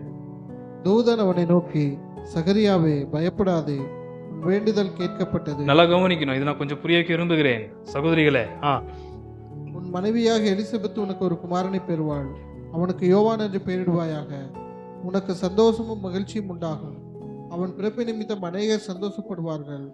அவன் கர்த்தருக்கு முன்பாக பெரியவனாயிருப்பான். திராட்சரசம் மதுவும் குடியான். தன் தாயின் வயிற்றில் இருக்கும் போதே பரிசுத்தாவினால் நிரப்பப்பட்டிருப்பான். ஐயோ, தாயின் வயிற்றுல யோவான் உருவாகிற அந்த ஒரு மனுஷனுக்கு அடுத்த உருவம் வருவதற்கு முந்திருக்கிற நிலையிலிருந்தே இந்த ஒரு குழந்தை பரிசுத்தமுள்ள ஆவினால் நிறைந்திருக்கும் என்று சொல்லப்பட்டிருக்கிறது. பரிசுத்தமுள்ள ஆவின் நிறைவு என்றால் என்ன தெரியுமோ? ரொம்ப வித்தியாசமான விசித்திரமான ஒரு சம்பவம் இங்கே நடக்கிறது. பரிசுத்தமுள்ள ஆவினால் அந்த குழந்தை நிறைந்திருக்கும். அர்த்தம் தெரியல. 1ஆம் அதிகாரம் வசனம் 39-40 45 வசனங்கள். அந்நாட்களில் மரியாள் எழுந்து மலை நாட்டிலே யூதேயாவில் உள்ள பட்டணத்திற்கு தீவிரமாய் போய் சகரியாவின் வீட்டுக்குள் பிரவேசித்து எலிசபெத்தை என்ன பண்ணாங்க? எலிசபெத்தை என்னவாக வாழ்த்துனாங்கன்னு தெரியாது. எப்போ அது அப்புறம் சம்பவம் வாசிக்கிறேன். மரியாள் கிட்ட போயிட்டு தேவதூதன் அவங்க கர்ப்பவதி ஆகிற ஒரு சம்பவத்தெல்லாம் சொல்றாரு, குமாரனை பெற விஷயத்தெல்லாம் சொல்றாரு. சொல்லிட்டு அவங்களுக்கு ஒரு விசுவாசம் நம்பிக்கை பெருகுவதற்காக உன்னுடைய இனத்தலாகிய எலிசபெத் கர்ப்பம் தரித்து இப்போ இது 6வது மாசம் என்று சொல்றாரு. சொன்ன உடனே அங்கே போறாங்க. எங்க நாசரத்திலிருந்து யூதேயாவுக்கு வராங்க பார்க்கறதுக்காக. வந்து அவங்கள பார்த்து அவங்க வீட்டுக்குள்ள போனோடனே வாழ்த்துறாங்க இந்த எலிசபெத்து. அவங்களே அப்பதான் கருள குழந்தை இருக்கு, இயேசுநாதர் இருக்கிறாரு. அவங்களுக்கு தெரியல இன்னும். ஆனா இவங்க ஏற்கனவே 6 மாதம் ஆகி போச்சு. இவங்க போகும்போது 6 ஆச்சா இல்லை 7 ஆச்சான்னு தெரியல, எவ்வளவு நாட்கள் பிடித்தது என்று தெரியவில்லை அவங்களுடைய பயணத்திற்கு. அவங்க போயிட்டு வாழ்த்துறாங்க. யார? எலிசபெத்தை. வாழ்த்துணும் என்ன நடக்குது என்று கவனிங்கள். வசனம் 41. எலிசபெத்து மரியாளுடைய வாழ்த்துதலை கேட்ட பொழுது அவருடைய வயிற்றிலிருந்து பிள்ளை துள்ளிற்று. யார் துள்ளிந்து? 6 மாசம் வயசுள்ள குழந்தை எலிசபெத்தோட வயிற்றுல என்ன பண்ணிச்சான்? உங்க வயிற்றுல குழந்தைகள் துள்ளுச்சா? இந்த இடத்துல குழந்தை லீப் குதிக்குது. நல்லா கவனிக்க என்ன நடக்குது என்று கீழே வாசிங்கள். எலிசபெத்து பரிசுத்தாவினால் நிரப்பப்பட்டு. யாரால் நிரப்பப்பட்டது? எலிசபெத் அம்மா பரிசுத்த ஆவியினால் நிரம்புறாங்க. குழந்தை ஏற்கனவே யாரால் நிரப்பப்பட்டிருக்கிறது? பரிசுத்த ஆவியினால். இப்ப பரிசுத்த ஆவியினால் நிறைந்திருக்கிற குழந்தை துள்ளின தகவலை எலிசபெத்துக்கு பரிசுத்த ஆவியினால் வெளிப்படுத்துகிறார். ஆகிய தான் அவங்க பரிசுத்த ஆவியினால் நிரம்பினார்கள். அதனால குழந்தை எதற்காக எப்படி துள்ளிச்சுன்றதை பரிசுத்த ஆவியினால் வெளிப்பாடுல வசனம் 42 சொல்றாங்க. நீங்கள் உரத்த சத்தமாய், ஸ்திரீகளுக்குள்ளே நீ ஆசீர்வதிக்கப்பட்டவள், உன் கர்ப்பத்தின் கனியும் ஆசீர்வதிக்கப்பட்டது. உன் கர்ப்பத்தின் கனி. யாருடைய கர்ப்பத்தின் கனி? மரியலம்முடைய கர்ப்பத்தின் கனி. தேவதூதன் சந்திச்சது இன்னும் இந்த அம்மா வீட்டுக்குள்ள போய் வாழ்த்துனாங்க. இதுக்கு முன்னாடி தேவதூதரும் இவங்க பேசின சம்பாஷணை யாருக்குமே தெரியாது, யோசேப்புக்கே தெரியாது. நிச்சயம் அந்த ஒரு சகோதரனுக்கு தெரியாது. ஆனா எலிசபெத்துக்கு தெரிய வந்துச்சு, உன்னுடைய கர்ப்பத்தில் இருக்கிற கனி ஆசீர்வதிக்கப்பட்டிருக்கிறது. எப்படி வாசிங்க ப்ளீஸ். 42. உரத்த சத்தமாய், ஸ்திரீகளுக்குள்ளே நீ ஆசீர்வதிக்கப்பட்டவள், ஸ்திரீகளுக்குள்ளே நீ ஆசீர்வதிக்கப்பட்டவள், உன் கர்ப்பத்தின் கனியும் ஆசீர்வதிக்கப்பட்டது. உன் கர்ப்பத்தின் கனியும். இந்த அம்மாக்கு ஷாக் ஆயிடுது. யார் இந்த தகவல் கொடுத்தது? யாரு? எலிசபெத் அம்மாவுக்கு வீட்டுக்குள்ள நடந்த சம்பவம், நசரேத் ஊர்ல வீட்டுல நடந்த சம்பவத்தை, யாருக்குமே தெரியாத சம்பவத்தை யூதேயாவில் இருக்கிற அம்மா கிட்ட அவங்க தெளிவா சொல்றாங்க, உன்னோட வயிற்றுல குழந்தை இருக்குது, அந்த குழந்தை ஆசீர்வதிக்கப்பட்ட குழந்தை என்று. யார் அந்த தகவல் கொடுத்தது எலிசபெத்துக்கு? பரிசுத்தமுள்ள ஆவியானவர். யாரு மரியாள் அம்மா வயித்துல குழந்தை உருவாக்கிந்த? நான் அப்புறம் வாசிக்கிற வசனத்தை என்று சொல்லிட்டு 43. என் ஆண்டவருடைய தாயார் என்னிடத்தில் வந்தது எனக்கு எதினால் யாருடைய தாயார்? வயித்துல இருக்கிறது யாரு? ஆண்டவர். யாருங்க இந்த வெளிப்பாடு தந்து? அப்ப பரிசுத்தமுள்ள ஆவியானவர் ஒரு பாவிக்கு யாரை வெளிப்படுத்துறாரு? ஆண்டவராகிய இயேசுநாதர். இதோ நீ வாழ்த்தின சத்தம் என் காதில் விழுந்தவுடனே என் வயிற்றில் உள்ள பிள்ளை களிப்பாய் துள்ளிற்று. என் வயிற்றில் உள்ள குழந்தை களிப்பாய் துள்ளிற்றுன்ற அந்த ஒரு சம்பவம் எலிசபெத் அம்மாக்கு எப்படி தெரிஞ்சு? அவங்க குழந்தைய சுமந்தனாலயா? களிப்பாய் துள்ளிட்டு, சந்தோஷமா குழந்தை துள்ளுது. ஏன் துள்ளுது? எப்போ வெளியே வரணும், எப்போ இவரை பத்தி போய் நான் பிரசங்க பண்ணணும்னு காத்துனுக்குது அந்த குழந்தை. சுத்தமுள்ள ஆவியினர் தான் நம்முடைய உடலிலே என்னத்தை உருவாக்குறது? குழந்தைகளை. புரிஞ்சுதுங்களா? அது பழைய ஏற்பாடாகட்டும், புதிய ஏற்பாடாகட்டும், அது நல்ல விதத்தில் ஆனாலும் சரி, தவறான விதத்தில் ஆனாலும் சரி, குழந்தையை தாயின் வயிற்றில உருவாக்குறது பரிசுத்தமுள்ள ஆவியானவர். புரிஞ்சுதுங்களா? எவ்வளவு அற்புதமான ஒரு சம்பவம் தெரியும். உங்களுக்கே தெரியாது, தகப்பனுக்கும் சுத்தமா தெரியாது. உங்களுக்கே சில மாதங்கள் ஆன பிறகுதான் தெரியும் இந்த மாதிரி விஷயம் இருக்கு அப்படின்ட்டு. எலிசபெத் அம்மா கன்னியக ஸ்திரீயான மரியாள் அம்மா பார்த்து, உன்னுடைய கர்ப்பத்தில் இருக்கிற குழந்தை ஆசீர்வதிக்கப்பட்டது என்று அந்த அம்மா எங்க பார்த்துருக்காங்க பாருங்க. ஒன்னும் மரியாள் அம்மாக்கே தெரியல கன்சீவ் ஆயிட்டாங்களா என்னான்ட்டு. வெறும் செய்தி வந்தது. அப்போ உங்க கையில இருக்கிற குழந்தைகளை உருவாக்கியது யாரு? அம்மா இல்ல.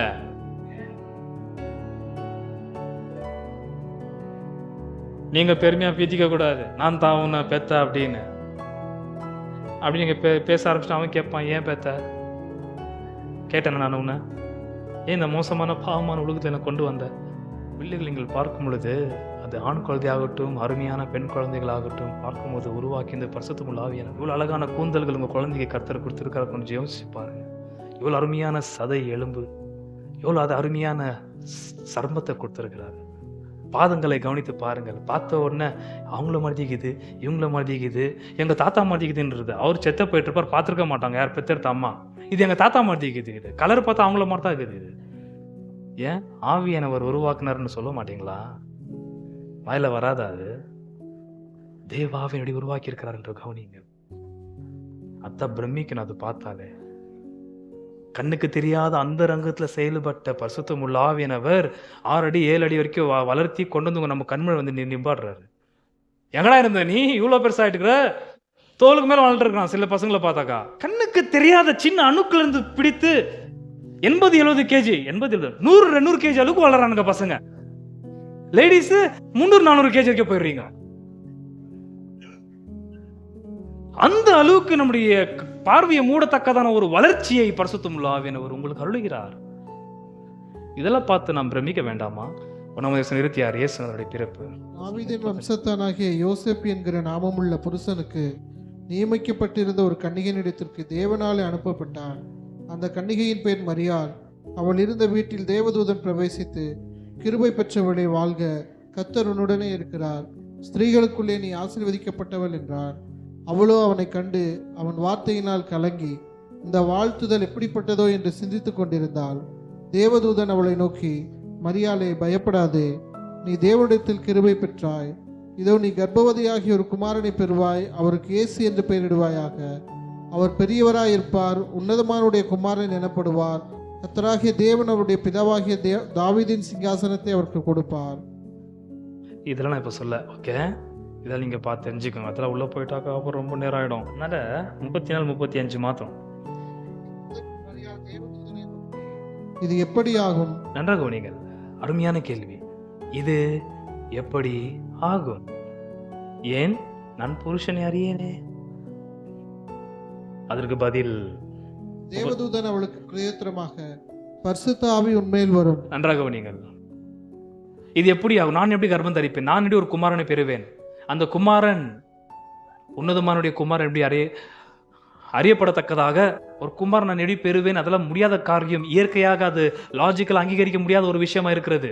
அது அவர் கொடுக்குற பதில் பரிசுத்தமுள்ள ஆவியானவர். வாசிங்க.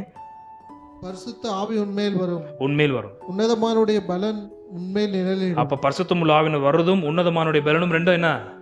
ஒண்ணுதான். கீழே ஆதலால் உன்னிடத்தில் பிறக்கும் பரிசுத்தம் உள்ளது தேவனுடைய குமாரன் எனப்படும். ஆகியோரிடத்தில் பிறக்கிறது பரிசுத்தம் உள்ளது. அதெல்லாம் இப்ப பேச நேரம் இல்லை. என்னுடைய ஒரே ஒரு விஷயம், கன்னியக வைத்தியன் கருவுல பரிசுத்தம் உள்ள ஆவியினர் தான் குழந்தையை உருவாக்கினார். கர்ப்பம் செத்துப்போன நிலையில் இருந்த எலிசபெத்துடைய கருவிலையும் பரிசுத்தமுள்ள ஆவியினர் தான் குழந்தையை உருவாக்கினார். ஆரோக்கிய பலத்தோடு இள வயது உள்ள திருமணமான சகோதரிமார்களே, நீங்கள் கர்ப்பம் தரித்து குழந்தைகளை பெற்றெடுத்தாலும் உங்க குழந்தைகளையும் உருவாக்குகிறது சத்தியமுள்ள வேதாகமத்தின் பரிசுத்தமுள்ள ஆவியினர் தான். அது அவரை அறிந்த கூட்டமானாலும் சரி, அறியாத அந்நியர்களானாலும் சரி, அது திருமண உடன்படிக்கையில் பிறந்த குழந்தையானாலும் சரி, திருமணம் இல்லாமல் தப்பான ஊரில் பிறந்தாலும் சரி, எல்லா குழந்தைகளையும் உருவாக்குகிறது பரிசுத்தமுள்ள ஆவியினர் தான். என்னுடைய கேள்வி என்ன? நீங்கள் உங்கள் பிள்ளைகளுக்கு நல்ல ஈவுகளை கொடுக்க அறிந்திருக்கும் போது எவ்வளவு தெரியும் உங்க பசங்களை பத்தி? உங்களுக்கு தகவலை பார்த்து இயேசுநாதன் சொன்ன வார்த்தை, உங்க பசங்களை பத்தி உங்களுக்கு எவ்வளவு தெரியும்? How much do you know about your children? About your sons? எவ்வளவு தெரியும் உங்க பசங்களை பத்தி உங்களுக்கு? எந்தெந்த வயதுல எந்தெந்த காலகட்டத்தில் அவர்கள் என்னென்ன யோசிக்கிறாங்கன்றது உங்களுக்கு என்ன தெரியும்? என்னை பத்தி எங்க பேரண்ட்ஸ்க்கு அவ்வளவு தெரியாது. என்னை பத்தி எங்க அப்பாவுக்கு சுத்தமா தெரியவே தெரியாது. சான்ஸ் இல்லை. அப்பா பையன் அவ்வளவுதான். கருளை உருவாக்கின பரிசுத்தமுள்ள ஆவியினருக்கு உங்க குழந்தைகளை பத்தி எல்லாமே தெரியும். நான் இங்க நிறுத்த விரும்புகிறேன். இரண்டாவது கேள்வி, தாயின் கருவுல குழந்தை உருவாக்குறது பரிசுத்தமுள்ள ஆவியானவர், ரைட்? பரலோக ராஜ்யத்துல நீங்களும் நானும் தேவனுடைய பிள்ளைகளாய் பிறப்பது யார் செய்யறது வேலை? நான் தான் 13 நிறுத்திட்டேன். Why the Holy Spirit? Why the Holy Spirit? He is the one who formed. He is the one who creates again the same person in the kingdom of God. Not with the flesh and blood. மறுபடியும் நம்மளை பிறக்க வைக்கிறது, மறுபடியும் நம்மளை உருவாக்குகிறதும் இவர்தான். எங்க? தேவனுடைய ராஜ்யத்தில். தாயின் கர்ப்பத்தில் நம்மை உருவாக்கினதும் பரிசுத்தமுள்ள ஆவியினர் தான். பரலோக ராஜ்யத்தில் நம்மை மறுபடியும் உருவாக்குகிறதும் பரிசுத்தமுள்ள ஆவியினர் தான். ஹல்லேலூயா. இவரை கொடுக்காம பின்ன பிதாவாகிய தேவன் யாரை கொடுப்பாரு? அன்றன்னைக்கு தேவையான ஆகாரத்தை எங்களுக்கு தாரும், எங்க பாவங்கள் மாற எங்களை கழுவி சுத்திகரியும், சோதனைகள் போகாதபடிக்கு எங்களை ரட்சியும், உன் ராஜ்யம் வருவதாக, அது நிமித்தம் நாம் வந்து பரிசுத்தப்படுவதாக, ஒட்டுமொத்த விஷயத்தையும் அருளுகிறது பரிசுத்தமுள்ள ஆவியானவர். ஏதோ ஒன்ன கொடுக்கறதுல நீங்கள் என்ன கேட்டாலும் பரலோக பிதாவாகிய தேவன் நம்மளுக்கு அருள்வது பரிசுத்தமுள்ள ஆவியானவர் தான். நம்ம எதை கேட்டாலும் அவர் தான் தருவாரு. அவர் ஏதோ பொருளாக தலைக்கு மேல போடுறது கிடையாது. பழையற்பாடுல மன்னாவை கொட்டினாரு, அக்கினி கந்தகத்தெல்லாம் கொட்டினாரு. அது அறியாத மூர்க்கத்தனமான வழங்க கழுத்துதவர்களுக்கு செஞ்ச ஒரு காரியங்கள் அது. ஆனால் தம்முடைய பிள்ளைகள், தம்முடைய ஜனங்கள், பரலோக பிதாவை இயேசுநாதர் நிமித்தமாய் அறிந்த ஒரு விசுவாசியும் அவர் நோக்கி எதை கேட்டாலும் பரலோக பிதாவாகிய தேவன் அருளுவது யாரை? பரிசுத்தமுள்ள ஆவியானவரை. He gives abundantly, beyond measure. பரலோக ராஜ்யத்திலையும் வேற ஒரு புத்தகத்தில் போன ரொம்ப நேரம் நான் வேற புத்தகத்தை தொடர்றதே கிடையாது எப்பவுமே. ஆகையால் லூக்கா எழுதின சுவிசேஷ புத்தகத்தில் நான் தேடுவேன். அங்கே போனால் அப்போஸ்தலர் நடவடிக்கைகள், ஏன்னா அதான் அவர்த்த எழுதினாரு. பரலோக ராஜ்யத்தில் நம்மளை பிறக்க வைக்கிறது யார்? அதிகாரம் லூக்கா எழுதின சுவிசேஷம். இதை நான் சொல்லி கொஞ்சம் உங்களுக்கு உறுதிப்படுத்தி விடுகிறேன். கடைசியில் எதற்காக ஆவியானவர்? 10ஆம் அதிகாரம் சாப்டர் 10 வசனம் 1 வாசிங்கள். முதல்ல கான்டெக்ஸ்ட் புரிய வைக்கிறதுக்காக. இவைகளுக்கு பின்பு கர்த்தர் வேற 70 பேரை நியமித்து தாம் போகும் சகல பட்டணங்களுக்கும் இடங்களுக்கும் அவர்களை தமக்கு முன்னே 2 பேராக அனுப்பினார். எதற்காக 2 பேர் அனுப்புகிறார்? வசனம் 22. சகலமும் என் பிதாவினால் எனக்கு ஒப்புக் கொடுக்கப்பட்டிருக்கிறது. பிதா தவிர வேறு ஒருவனும் குமாரன் இன்னார் என்று அறியான். குமாரன் அவரை அவனுக்கு வெளிப்படுத்த சித்தமா இருக்கிறாரோ அவனும் தவிர வேறு ஒருவனும் பிதா இன்னார் என்று அறியான் என்றார். அப்ப இந்த 70 பேருக்கு பிதாவை பத்தி அறிவிச்சது யாரு? பைபிள் தேசத்தை பாருங்க. நான் வாசிக்கும் பொழுது 70 பேரை ஊழியத்துக்கு அனுப்புறாரு இயேசுநாதர். 70 பேர் ஊழியத்துக்கு அனுப்புறதுக்கு முன்னாடி என்ன நடந்திருக்கணும்? வசனம் 22 நடந்திருக்கணும். ஆகையால் தான் வசனம் 16 16 சீசரை நோக்கி, உங்களுக்கு செவி கொடுக்கிறவன் எனக்கு செவி கொடுக்கிறான், உங்களை அசட்டை பண்ணுகிறவன் என்னை அசட்டை பண்ணுகிறான், என்னை அசட்டை பண்ணுகிறவன் என்னை அனுப்பினவரை அசட்டை பண்ணுகிறான். புரிஞ்சதா? All right. இவர்கள் போய் என்னத்தை பிரசங்க செய்தார்கள்? வசனம் 10, 11, 12, 9 வாசிடுங்க, 9லேருந்து. அவ்விடத்தில் உள்ள பிணியாளிகளை சுஸ்தமாக்கி தேவனுடைய ராஜ்யம் உங்களுக்கு சமீபமாய் வந்திருக்கிறது என்று அவர்களுக்கு சொல்லுங்கள். யாதொரு பட்டணத்தில் நீங்கள் பிரவேசிக்கிற போது ஜனங்கள் உங்களை ஏற்றுக்கொள்ளாவிட்டால் அதன் வீதிகளிலே நீங்கள் போய், எங்களில் ஒட்டின உங்கள் பட்டணத்தின் தூசியையும் உங்களுக்கு விரோதமாய் துடைத்து போடுகிறோம், ஆயினும் தேவனுடைய ராஜ்யம் உங்களுக்கு சமீபமாய் வந்திருக்கிறது என்பதை அறிந்து கொள்வீர்களா? பிரசங்கம் என்ன? தேவனுடைய ராஜ்யம் சமீபமாய் வந்திருக்கிறது. நான் உள்ள வரல. சோ பரலோக ராஜ்யத்தை குறித்தான பிரசங்கம் சீஷர்கள் செய்தார்கள். 21. அந்த வேளையில் இயேசு ஆவியிலே கலிகூர்ந்து, பிதாவே, வானத்துக்கு பூமிக்கும் ஆண்டவரே, இவைகளை நீர் ஞானிகளுக்கும் கல்விமான்களுக்கும் மறைத்து. கொஞ்சம் நிறுத்துங்க. எதற்காக இயேசுநாதர் ஆவியிலே களி கூர்ந்தார்? Why did the Lord rejoice in his spirit, mean in the Holy Spirit? ஆகிலும் ஆவிகள் உங்களுக்கு கீழ்ப்படுகிறதற்காக நீங்கள் சந்தோஷப்படாமல் உங்கள் நாமங்கள் பரலோகத்தில் எழுதியிருக்கிறதற்காக சந்தோஷப்படுங்கள். எதற்காக கர்த்தராகிய இயேசுநாதர் சந்தோஷப்பட்டார்? 21ல பரலோகத்திலே உங்களுடைய பேர் எழுதப்பட்டபடியால் 21ல கர்த்தராகிய இயேசுநாதர் என்ன பண்ணாரு? சந்தோஷப்பட்டார். புரிஞ்சுதா? யாருடைய பேர்கள்? வெறும் 70 பேர்களா, அல்லது இந்த 70 பேர் போய் ஊழியம் செய்து கொண்டு வந்தாங்களே பரலோக ராஜ்யத்தை குறித்து, அவர்கள் எல்லோருடைய பெயர்களா என்று கவனிக்கணும். கர்த்தராகிய இயேசுநாதர் ராஜ்யத்தின் சுவிசேஷத்தை பிரசங்கித்த இந்த 70 ஊழியக்காரர்களுடைய ஊழியத்தின் நிமித்தமாக யாரெல்லாம் பிதாவினால் முன்குறிக்கப்பட்டிருக்கிறாங்க பாருங்க, ஆத்துமாக்கள், அவர்கள் எல்லோருடைய பேர் முன்னமே பரலோக ராஜ்யத்தில் எழுதப்பட்டிருக்கிறது. ஆனால் அவர்கள் எல்லோரும் இன்னும் பரலோக ராஜ்யத்தில் பிறக்கல. ஏன்? பரிசுத்தமுள்ள ஆவியானவர் இன்னும் அனுப்பப்படவில்லை. அதனால அவர்கள் இன்னும் அந்த விசுவாசத்தில் இருக்கிறார்கள். ஆனால் லிட்ரலாகவே அவர்கள் பரலோக ராஜ்யத்தில் பிறக்க வேண்டும் என்றால் கர்த்தராகிய இயேசுநாதர் மகிமைக்குள்ளாக சேர வேண்டியதா இருக்கிறது. அப்படி பரலோக ராஜ்யத்தில் இன்னும் பிறக்கிற லிஸ்டில் பேர்கள் குறிப்பிட்டப்பட்டிருக்கிற ஒரு ஆத்துமாக்களுடைய பெயர்களை இயேசுநாதர் நினைத்து இவர் எல்லோரும் தேவ ராஜ்யத்தில் பிறக்க போறது நினைச்சு அவர் சொல்ற வார்த்தை. இப்ப 21 வாசிங்கள், 21. அந்த வேளையில் இயேசு ஆவியிலே கலிகூர்ந்து, பிதாவே, வானத்துக்கு பூமிக்கும் ஆண்டவரே, இவைகளை நீர் ஞானிகளுக்கும் கல்விமான்களுக்கும் மறைத்து பாலகருக்கு வெளிப்படுத்தினபடியாலும். யார் இங்க ஞானிகளும் கல்விமான்களும்? ஒரு உதாரணத்திற்கு 25 கான்டெக்ஸ்டா பார்க்கலாம். அப்பொழுது நியாயசாஸ்திரி ஒருவன் எழுந்திருந்து. யார் இங்க ஞானிகளும் கல்விமான்கள்? யார் திரும்ப இந்த நியாயசாஸ்திரி? 29. அவன் தன்னை நீதிமான் என்று காண்பிக்க மனதாய் இயேசுவை நோக்கி, எனக்கு பிறன் யார் என்று கேட்டான். அப்படி கேட்ட உடனே தான் வசனம் 30ல இருந்து நல்ல சமரியனை பத்தி பேசுறாரு.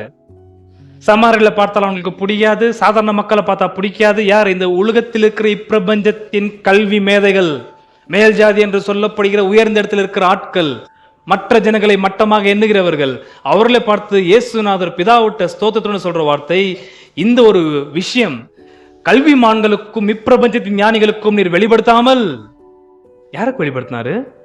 21. அந்த வேளையில் இயேசு ஆவியிலே கலிகூர்ந்து, பிதாவே, வானத்துக்கும் பூமிக்கும் ஆண்டவரே, இவைகளை நீர் ஞானிகளுக்கும் கல்விமான்களுக்கும் மறைத்து பாலகருக்கு வெளிப்படுத்தினபடியால் உம்மை ஸ்தோத்திரிக்கிறேன். யாருக்கு வெளிப்படுத்தினாரு? யாருங்க அந்த பாலகர்னா? இந்த குழந்தைன்ற வார்த்தை எனக்கு ரொம்ப பிடிச்ச வார்த்தை, இன்ஃபுளன்ஸ். பாலகருக்கு நீர் வெளிப்படுத்தினீர். நியாயப்பிரமாணம் தெரியாதவர்கள், உம்முடைய வாக்குத்தத்தம் தெரியாதவர்கள், உம்மை பற்றி கொஞ்சம் கூட அறிவில்லாதவர்கள், நீர் அவர்களை முன்குறித்து அவர்களுடைய பெயர்களை பரலோக ராஜ்யத்தில் எழுத வைத்து அவர்களை பரிசுத்தம் உள்ள ஆவியானவர் கூடிய சீக்கிரத்தில் இவருடைய மகிமையில் கர்த்தராகிய இயேசுநாதர் சேர்ந்தவருக்கு மறுஜென்மம் ஒழுக்கினாலே பரலோக ராஜ்யத்தில் கொண்டு போய் குவிக்கிறதை இயேசுநாதர் கண்டு பரிசுத்தம் உள்ள ஆவியினாலே லீபிங் சந்தோஷனால் துள்ளினார். வெறும் சந்தோஷப்படவில்லை. யார்? பிசாசு ஓடப்பட்டதாக எண்ணி பார்த்து சந்தோஷப்பட்டார். 70 பேர் வசனம் 20. அங்க சொல்லப்படுற கைரோ என்பதான வார்த்தை, இங்க சொல்லப்படுற 21 வேற கிரேக்க வார்த்தை. அது இயேசுவின் பாதங்கள் மேல துள்ளுகிறது சந்தோஷத்தினாலே. ஏன்? பரலோக ராஜ்யத்தில பரலோக பிதாவின் சித்தத்தின்படி பரிசுத்தமுள்ள ஆவியானவர் இயேசுநாதரையே வித்தாக கொடுத்து மறுஜென்மம் இலக்கினாலே மறுபடியும் பிறப்பிக்க போகிறார். அந்த காட்சியை பார்த்து பரிசுத்தமுள்ள இயேசுநாதர் பரிசுத்தமுள்ள ஆவியானவருக்குள்ளாக களி கூறுகிறார். நீங்கள் நானும் எங்க இருக்கிறோம்? இப்போ பரலோக ராஜ்யத்தில். வெறும் பேர் மாத்திரம் எழுதப்படலைங்க, அது அதிகாரப்பூர்வமாக இயேசுநாதர் செஞ்சுட்டாரு. பிறந்து தேவன ராஜ்யத்திற்குள்ளாக நாம் இருக்கிறோம் ஆல்ரெடி. ஆகையால் தான் இப்பிரபஞ்சத்தின் ராஜ்யம் நமக்குள்ள வராது. மாறாக இப்பிரபஞ்சத்தின் ராஜ்யத்துக்குள்ளாக நாம் மாம்சீகமா வாழ்றோம். ஆனா நமக்குள்ள இருக்கிறதோ பரலோக ராஜ்யம். அப்ப வயிற்றுல உருவாக்குறதும் பரிசுத்தமுள்ள ஆவியினர் தான்.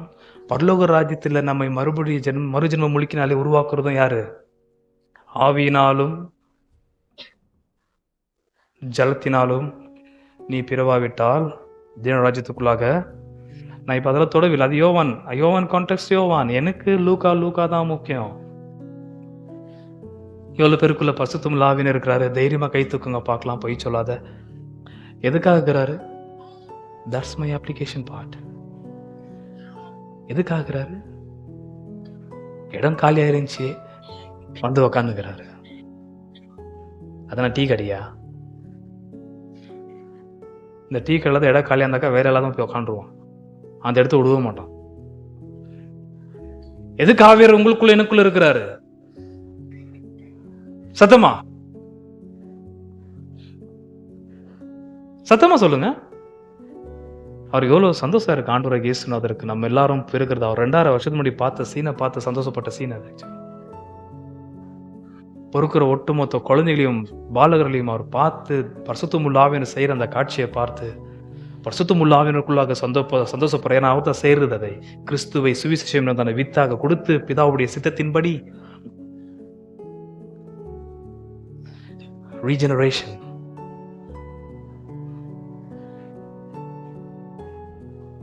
எதற்காக ஆவியர் உங்களுக்குள்ள இருக்கிறாரு? சொல்லுங்க. உங்க எல்லாருக்குள்ள பரிசுத்தமுள்ள ஆவியர் இருக்கிறாரு தானே? சந்தேகம் இல்லை தானே? என்னுடைய கேள்வி, எதற்காக? பாவங்கள் கழுவப்பட்டது, பரலோக ராஜ்யம் உங்களுக்குள்ளாக வந்தது, பரலோக ராஜ்யத்தின் பிள்ளைகளாக ஆனீர்கள். மறுபடியும் எதற்காக இன்னும் நீங்கள் தேவ ஆவியருக்குள்ளாக இருக்கிறீர்கள்? அல்லது எதற்காக கர்த்தருடைய ஆவியர் உங்களுக்குள்ளாக இருக்கிறார்? இது ஒன்று பிடிச்சி நீங்க தயவு செய்து போக வேண்டும். இதுதான் இயேசுநாதருடைய ஜெபம் நமக்கு கற்றுக் கொடுத்தது. நீங்கள் என்ன ஜெபித்தாலும் பரலோகத்திற்கு பிதாவாகிய தேவன் நமக்கு அருளுவது என்ன? பரிசுத்தமுள்ள ஆவியானவர். ஏனென்றால் நம்மை உருவாக்கினவர் அவர் தாயின் வயிற்றில். ஏனென்றால் பரலோக ராஜ்யத்தில் நம்மளை பிறப்பித்தவர் அவர் தான். ஏனென்றால் அவரால் மாத்திரம்தான் பரலோக ராஜ்யத்தை எல்லாமே எடுத்து நமக்கு கொடுக்க முடியும். உங்களுக்கு சமாதானம் வேணுமா? பரிசுத்தமுள்ள ஆவியானவர் தான் அருளுவார். ஒட்டுமொத்த ராஜ்யம் எங்க இருக்கிறது? கிறிஸ்துவுக்குள்ள இருக்கிறது. ஆகிய தான் இயேசுநாதர் சொன்ன வார்த்தை, என்னிடத்திலிருந்து எடுத்து உங்களுக்கு அருளுவார் பரிசுத்தமுள்ள ஆவியானவர். 16ஆம் அதிகாரத்தில் லூக்கா எவ்வளவு சுவிசேஷம். நாங்கள போக விரும்பவில்லை. நாம் எதை கேட்டாலும் பரலோக பிதாவாகிய தேவன் நமக்கு அருளுவது பரிசுத்தமுள்ளவன் அதிகமாய் தருகிறார். அவர் ஆண்டு கொள்ளும்படியாக செய்கிறார். அவர் நம்மை மேற்கொள்ளும்படியாக செய்கிறார். அப்பொழுதுதான் பரிசுத்தமுள்ள ஆவியானவர் பரலோக ராஜ்யத்தின் ஒட்டுமொத்த நன்மைகள் நமக்கு அருளுவார். கேட்டது அது சுகமானாலும் சரி, ஆரோக்கியமானாலும் சரி, ஞானமானாலும் சரி, விவேகமானாலும் சரி, சாந்தம், பொறுமை, சகிக்கிற தன்மையானாலும் சரி, எது ஆனாலும் நமக்கு பரலோக ராஜ்யத்தின் ஒட்டுமொத்த நன்மைகளையும் நம் இருதயத்துக்கு அருளுவது மகிமையின் ஆவியானவர். நீங்க எதை கேட்டாலும் ஃபர்ஸ்ட் பரிசுத்தமுள்ள பிதாவாகிய தேவன் நமக்கு அருளுவது பரிசுத்தமுள்ள ஆவியானவர். அப்பொழுதுதான் be anxious for nothing but in everything by prayer with thanksgiving make your request made known to God, and the peace of God which surpasses all comprehension will guard your hearts and minds in Christ Jesus. கிறிஸ்துவுக்குள்ளாக உங்களுடைய சிந்தை சமாதானத்திலே காக்கப்படத்தக்கதாக ஸ்தோத்திரத்துடனே நீங்கள் உங்களுடைய விண்ணப்பங்களை ஏறிடுங்கள், எதுக்கும் கவலைப்படாதீர்கள் என்று பிலிப்பியர் 4ஆம் அதிகாரத்தில் சொல்லப்பட்டிருக்கிறது இல்லையா? பவுல் சொல்றாரு. 6ல இருந்து நான் சொன்னேன். சமாதானத்தை அருள்வது பரிசுத்தமுள்ள ஆவியானவர். ஆவியானுடைய கனிகளை பத்தி எல்லாம் சொல்லப்பட்டிருக்கிறதெல்லாம் ரொம்ப வாட்டி இங்க பேசியிருக்கிறேன். But the fruit of the Spirit is what? Love, joy, peace, patience, kindness, goodness, faithfulness, gentleness, self-control. எல்லாவற்றையும் பரலோக ராஜ்யத்துக்குரிய ஒட்டுமொத்த நன்மையான ஈவுகளையும் அருள்வது யாரு? பரிசுத்தமுள்ள ஆவியானவர். அப்போ உங்க பிள்ளைகளுக்கும் எனக்கும் யார் ரொம்ப அவசியம்? பரிசுத்தமுள்ள ஆவியானவர். அதனால அவரை கேட்கணுமா? இல்லை. யாரை கேட்கணும்? ஆண்டவராகிய இயேசுநாதரை கேட்க வேண்டும். நம்ம பிள்ளைகள் யாரை அறியணும்? ரட்சகராகிய இயேசுநாதரை. யாருடைய நாமத்தில் பிசாசுகளை துரத்தினார்கள்? வசனம் 17, 10, 17. பின்பு அந்த 70 பேரும் சந்தோஷத்தோட திரும்பி வந்து ஆண்டவரே உம்முடைய நாமத்தினாலே பிசாசுகள் அப்போ யாருடைய நாமத்தினால பிரசங்கம் பண்ணாங்க இவங்க? ஆவியானவரை பத்தியா? இப்ப இருக்கிற நம்ம பெந்தகோஸ் ஊழியக்காரர் என்ன பண்றதுனாக்கா ஆவியானவரை பத்தி பிரசங்கம் பண்ணிடுறது. அப்படி இல்லைங்க, பிரசங்கம் அப்படி போகாது. அப்படி ஆவியானவர் அருளப்படுவது கிடையாது. யாரை பிரசங்கம் பண்ண வேண்டும்? இயேசுநாதரை. இயேசுநாதர் நிமித்தமாய் அவருடைய பிதாவை பிரசங்கம் பண்ண வேண்டும். இயேசுநாதர் நிமித்தமாக அருளப்பட்ட இயேசுநாதருடைய பரிசுத்தமுள்ள ஆவியானவரை பற்றி பிரசங்கம் பண்ண வேண்டும்.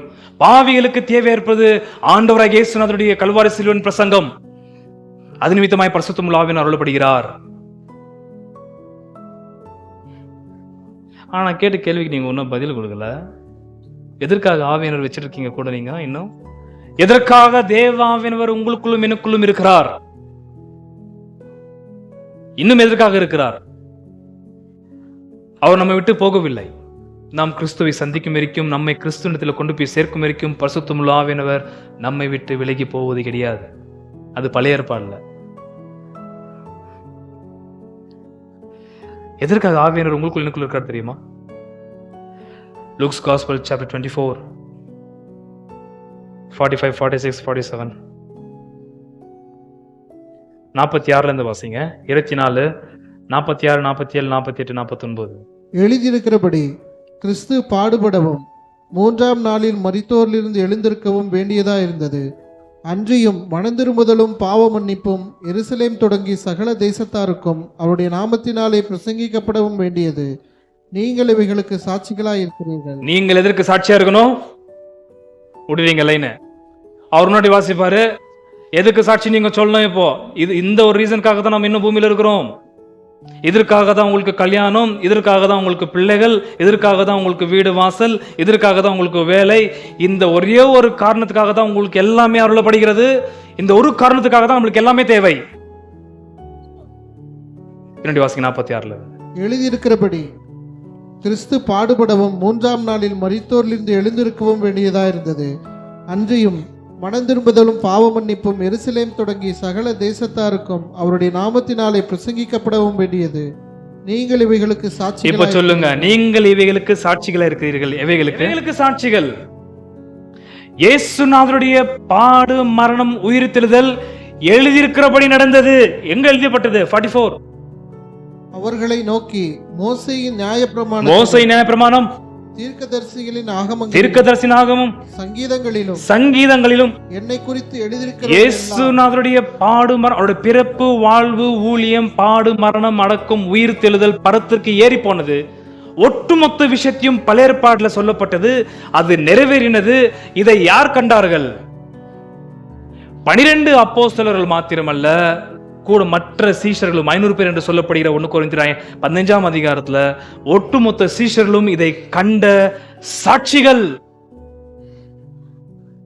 ஆகையால் இதை நீங்கள் பிரசங்கப்பட வேண்டும். ஆகையால் பழைய ஏற்பாடுல சொல்லப்பட்டது எல்லாமே புதிய ஏற்பாடுல நிறைவேறினபடியால் இப்போ இந்த புது புது தீர்க்கதரிசிகள், புது புது ஆட்கள் உள்ள நுழைந்து புது புது புஸ்தகத்தை கொண்டு வந்தால் ஏற்றுக்கொள்ள முடியாது. No Mormon books. எந்த புஸ்தகமும் இந்த புஸ்தகத்திற்கு ஈடாகாது. சாட்சிக்காரர்கள் கண்டு சாட்சி பூர்வமாய் ரத்தத்தை சிந்து ரத்த சாட்சிக்காரர்களாகி நம்முடைய கருத்துல வேதத்தை கொடுத்து போனார்கள். திருப்போ இன்னொருத்தர் கர்த்தர் தீர்க்கதரிசியை எழுப்பினார் என்று ஜோசப் ஸ்மித் அந்த மாதிரி ஆட்களை ஏற்றுக்கொள்ள முடியாது. இவைகளுக்கு அவர்கள் சாட்சிகளா இருக்கிறார்கள். ஏன்? இயேசுநாதரை கண்டார்கள், வாழ்ந்ததை பார்த்தார்கள், மரித்ததை கண்டார்கள். பிலாத்து டெத் சர்டிஃபிகேட் போட்டு கொடுத்தான், செத்துட்டார் அப்படின்னு. அரிமத்தியான் யோசேப்பு கொண்டு போய் அடக்க பண்ணான். கல்லறையில, புது கல்லறையில அடக்கம் பண்ணிட்டு 3 நாள் அந்த இடத்துல இருந்தார். அவர் செத்த நிலையிலே 3ஆம் நாள் உயிர் தெழுந்தார். இந்த ஒட்டுமொத்த சம்பவத்தையும் கண்டு அறிந்து உயிர் தெழுந்த கிறிஸ்துவை பார்த்து அவர் கொடுத்த ஒட்டுமொத்த பழைய ஏற்பாடுடைய வெளிப்பாடு, மோச தீர்க்க தரிசனம், சங்கீதம், பழைய ஏற்பாடு, ஒட்டுமொத்த பழைய ஏற்பாடு இருக்கிற தம்மை குறித்து வெளிப்பாடு தம்முடைய சீஷர்களுக்கு வெளிப்படுத்தி நிறைவேறினது. இதை நீங்க கண்டிருக்கிறீங்க. இதை போய் நீங்கள் சாட்சிகள் ஒட்டுமொத்த உலகத்திற்கும் போய் சொல்ல வேண்டும். பழைய ஏற்பாடை நிறைவேற்றின இயேசுநாதரை விசுவாசிக்கிற யாவரும் அவர்கள் மீது இந்த நியாயப்பிரமாணத்தின் சாபம் நீங்கி அந்த சாபத்தை சுமந்து தீர்த்த கிறிஸ்துவுடைய ஜீவன் உள்ள பிரவேசிக்கும் என்று போய் சாட்சியாக சொல்லுங்கள். எப்படி ஆண்டவரே ஆகும்? சரி, அவங்க பண்ணார்கள், நீங்கள் நானும் செய்ய முடியுமா? அது எவ்வளவு பேர் இயேசுநாதரை கண்டீர்கள்?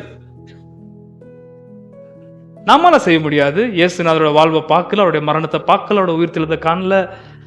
இல்ல சொப்பனத்துல வந்தாரா, கனவுல வந்தா, நானும் எவ்வளவு வாட்டி சொப்பனம்லாம் பார்க்கறேன், வேற ஏதோ வருது, இவரு மாத்திரம் வர மாட்டேன்றாரு. இப்ப இருக்க ஊழியக்காரன் ஆலோசியே சொல்லணும், இயேசுநாதரை பார்த்தேன், என்ன சந்திச்சார் அவரு, நானும் எவ்வளவு கண்ணு மூடி ட்ரை பண்றேன், மல்லாக்க படுத்து பார்க்கறேன், கண்ணு உட்காந்து தூங்க பார்க்கறேன், ஏதோ எங்கேயோ போய் படுத்து பார்க்கறேன், வர மாட்டேன்றாரு அவரு.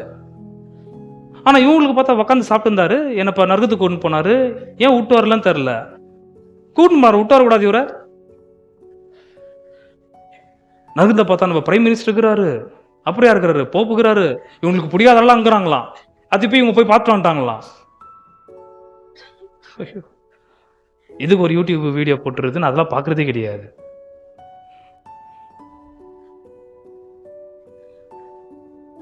நாமால எப்படி இந்த மகிமையின் இயேசுநாதர் தான் பழைய ஏற்பாடு ஒட்டுமொத்த தீர்க்கதரிசனங்களை நிறைவேற்றினார் என்று நம்மால் எப்படி சாட்சி சொல்ல முடியும்? ஒரே ஒரு வழி உண்டு. 49 என் பிதா வாக்குத்தத்தம் பண்ணினதை இதோ நான் உங்களுக்கு அனுப்புகிறேன், நீங்களோ உன்னதத்திலிருந்து பிதாவாகிய தேவன் என்னத்தை வாக்கு பண்ணினார்? என் பிதாவாகிய தேவன் வாக்கு பண்ணினதை நான் உங்களுக்கு அனுப்புவேன். அப்புறம் நீங்களோ உன்னதத்திலிருந்து வரும் பலனால் தரிப்பிக்கப்படும் வரைக்கும். உன்னதத்திலிருந்து வரும் பலனால், அதுதான் மரியாதை அம்மாக்கு சொன்னாராங்க, அந்த அப்படி இருக்கட்டும். உன்னதத்துக்கு வரும் பலனால் நீங்கள் தரிப்பிக்கப்படுவீர்கள், தரிப்பிக்கப்படும் வரைக்கும் எருசலேம் நகரத்தில் இருங்கள் என்றார். நீங்க இதெல்லாம் கண்டிருந்தாலும் உங்களுக்கு பலன் கிடைக்கிற வரைக்கும் நீங்க என்ன பண்ணக்கூடாது? எருசலேமை விட்டு போய் சாட்சியாக சொல்லக்கூடாது. என்ன அது பிதாவுக்கிட்ட இருந்து வந்த வாக்குத்தத்தம்? ஆக்ஸ் இங்க முடியுதா? அப்போஸ்தலர்கள் 1ஆம் அதிகாரத்துல மறுபடியும் லூக்கா தொடங்குறாரு. அப்போஸ்தலர்கள் 1ஆம் அதிகாரம் வசனம் 4 இருந்து வாசிங்க. அன்றியும் அவர் அவர்களுடனே கூடி வந்திருக்கும் போது அவர்களை நோக்கி, யோவான் ஜலத்தினாலே ஞானஸ்நானம் கொடுத்தார், நீங்கள் சில நாளுக்குள்ளே பரிசுத்தாவினாலே ஞானஸ்நானம் பெறுவீர்கள். ஆகையால் நீங்கள் எருசலேமை விட்டு போகாமல் என்னிடத்தில் கேள்விப்பட்ட பிதாவின் வாக்குத்தத்தம் இப்ப சொல்லுங்க, பிதாவுடைய வாக்குத்தத்தம் என்ன? Not only the Holy Spirit but the baptism with the Holy Spirit. பரிசுத்தமுள்ள ஆவியினால் எடுக்க போகிற ஞானஸ்தானத்தை நீங்கள் அடையும் வரைக்கும் எருசலேமை விட்டு போக கூடாது. அப்போஸ்தலர்களுக்கே பரிசுத்தமுள்ள ஆவியினர் வந்தால்தான் அவர்கள் சாட்சியாக சொல்ல முடியும், அவர்கள் சாட்சியாக கண்டிருந்தாலும். அப்ப உங்களுக்கும் எனக்கும் அப்போஸ்தலருடைய காலகட்டத்திலே சாட்சியாக நம்முடைய கருத்தில் ஒப்புக்கொடுக்கப்பட்ட இந்த வேத வாக்கியத்தை முன்வைத்து, இயேசுநாதர் கன்னிகை வயிற்றில் பிறந்ததும் வாழ்ந்ததும் ஊழியம் செய்ததும் அவர் மரித்ததும் அடக்கம் பண்ணப்பட்டதும் உயிர்த்தெழுந்த இந்த ஒரு சத்தியத்தை நீங்கள் நானும் சாட்சியா சொல்லனாலும் யார் ரொம்ப அவசியம்? பிதாவினால் வாக்குத்தத்தம் பண்ணப்பட்ட பரிசுத்தமுள்ள ஆவியினால் நீங்கள் நானும் ஞானஸ்தானம் பெற்றிருக்க வேண்டும். எவ்வளவு பேர் பரிசுத்தம், இப்ப புது வார்த்தை போட்டதால உங்களுக்கு கஷ்டமாகி போச்சு, ஏன்னா இது புதுசா ஞானஸ்தானம்ன்றீங்களா? எது சொன்னாலும் பயமாகுது, திருப்பாத்துக்கு ஒரு லிஸ்ட் எடுத்துன்னு போனமாகுது. ஓகே, அப்படி வானா எவ்வளவு பேர் பரிசுத்தமுள்ள ஆவியனை பெற்றீர்கள்? இப்ப சொல்லுங்க, பரிசுத்தமுள்ள ஆவியானவரை பெற்ற நீங்கள் எதற்காக என்பதான கேள்விக்கான பதில் என்ன? எனக்கு சாட்சிகளாய் இருக்க வேண்டும். You will be my witnesses. Don't share your witness. சாட்சிகளாய் இருக்க வேண்டும். சாட்சியா போய் சொல்லின்னு இருக்காத. ஒரு 2-3 மாசத்துக்கு முன்னாடி ஆராதனை முடிஞ்சு ஒருத்தர் ஓடியாடுறாரு, ஆமீன்னு சொன்னா, ஏன்னா நீங்க சீக்கிரம் முடிச்சிங்கன்றாரு. யாருன்னு தெரியல அவரு. ஏன் என்ன வேணும்? நான் சாட்சி சொல்லணும் இருந்தேன். நீ யாருன்னே தெரியல, உட்கார அங்க டீ கொடுப்பாங்க, சாப்பிட்டு நீ தான் போன சாட்சி சொல்லு. சாட்சி வானா எனக்கு, உன் சாட்சி ஊர சொல்லுது. என்னத்துக்கு உன் சாட்சி? எனக்கு ஆண்டவர் செஞ்ச சாட்சியை நான் சொல்லணும். அவர் செய்யட்டும், அவர் நான் இல்லை செய்ய மாட்டேன்னு நான் சொல்லல. உன்னுடைய வாழ்க்கை சாட்சியாக இருக்க வேண்டும். என்ன அந்த வாழ்க்கைங்க?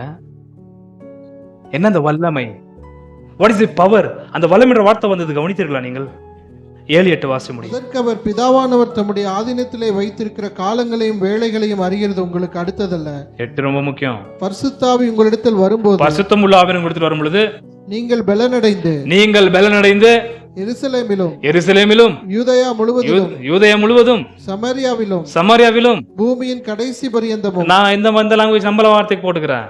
பரிசுத்தம் உள்ள ஆவியானவர் உங்களுக்குள் இருந்தால் நீங்கள் பலனடைந்து ஆஸ்டின் டவுன், பெங்களூரு, கர்நாடகா, இந்தியா தேசம் முழுவதும் நீங்கள் என்னவா இருக்கணும்? ஃபர்ஸ்ட் உங்க வீட்டுல இருங்க.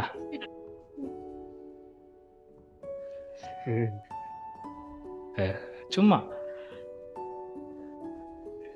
அது அவங்க லாங்குவேஜ் அவர் சொல்லிட்டாரு, எருசலேமா இப்போ நாங்கள் போகணுமா ட்ரெயின் பூச்சின்னு போகாதீங்க தயவுசெய்து, அங்கெல்லாம் வேற யுத்தம் இருக்குது. அதனால எருசலேமுக்கு போயிட்டு திரும்ப அங்கேருந்து நீங்கள் யூதேயாவுக்கு போயிட்டு அங்கேருந்து திரும்ப சமரியாவுக்கு போயிட்டு திரும்ப உலகமுங்க போகிறதுக்குள்ள உயிர் போயிடும். அப்படி வேண்டாம். இங்கே நம்ம கான்டெக்ட்ல சொன்னீங்கன்னாக்கா, நீங்கள் இருக்கிற வீட்டிலேருந்து, உங்கள் குடும்பத்திலேருந்து, உங்கள் ஏரியாவிலேருந்து, உங்கள் டிஸ்ட்ரிக்ட்லேருந்து, உங்களுடைய ஸ்டேட்லேருந்து, உங்கள் நேஷனுக்கு போனால் போதும், போகலாம். இந்தியா முழுக்க உங்களால் சாட்சியாக இருக்க முடியும். கண்டிப்பாக இப்போ இருக்கிற டெக்னாலஜி நீங்கள் பயன்படுத்தினால் ஒருத்தரால் இருக்க முடியும். அது எதற்காக ஆவியானவர் இருக்கிறார்? உயிர் தெழுந்த கிறிஸ்து, ஒட்டுமொத்த பழைய ஏற்பாடை நிறைவேற்றினவர் தான் கிறிஸ்து என்பதையும், உயிர் தெழுந்த கிறிஸ்து இன்னும் உயிரோடு இருக்கிறார் என்பதையும் உங்களாலும் என்னாலும் சாட்சியாக சொல்ல முடியும். எப்படி? நம்மை பலப்படுத்துகிற பரிசுத்தமுள்ள ஆவியானவர் மூலியமாக. என்ன அந்த பலன்? என்ன அந்த பலன்? பரிசுத்தமுள்ள ஆவியானவர் பலன். அதுக்கு 2 வார்த்தை நான் சுலபமாக சொல்ல முடியும். அதோடைய முதலாவது பலன் பரலோக ராஜ்யத்தின் பலன். அதோடைய 2வது அர்த்தம் சொல்ல வேண்டால் உயிர் தெழுந்த இயேசுவினுடைய பலன். அது ஆகையால் தான் உயிர் தெழுந்த கிறிஸ்துவை போல நாம் உள்ளத்தில் மறு ஜென்மம் முழுக்கினாலும் உயிர்ப்பிக்கப்பட்டபடியால், உயிர் தெழுந்த கிறிஸ்து போல நீங்கள் நான் வாழ்வது நிமித்தமாய் உலகத்திற்கு என்னவா இருக்கலாம்? சாட்சியா இருக்கலாம்.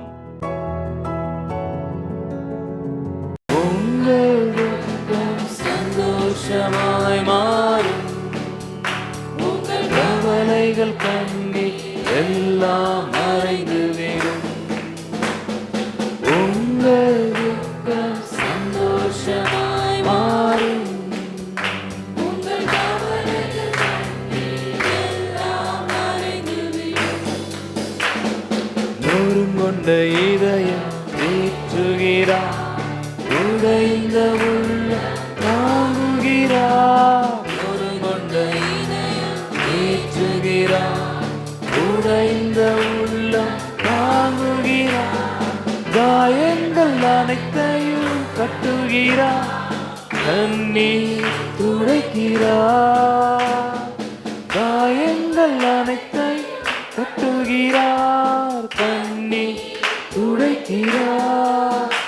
உன் கண்ணீர் துடைக்கிறார். கலங்கிடவே வேண்டாம்,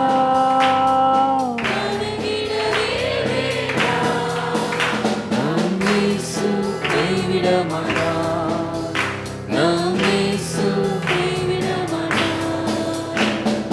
உங்கள் துக்கம் சந்தோஷமாய் மாறும், உங்கள் கவலைகள் கண்ணீர் எல்லாம் மறைந்து விடும்.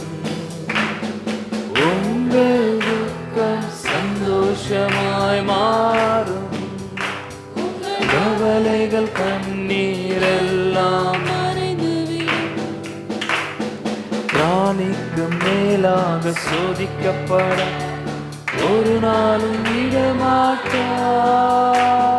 பிராணிக்கு மேலாக சோதிக்கப்பட ஒரு நாளும் விடமாட்டார். தாங்கிடும் பலன் தருவார், தப்பி செல்ல வழி செய்வார். தாங்கிடும் பலன் தருவார், தப்பி செல்ல வழி செய்வார்.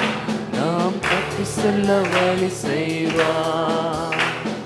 கலங்கிடவே வேண்டாம், கலங்கிடவே வேண்டாம். நம் இயேசு கைவிட மாட்டார், நம் இயேசு கைவிட மாட்டார். உங்கள் துக்கம் சந்தோஷமாய் மாறும்,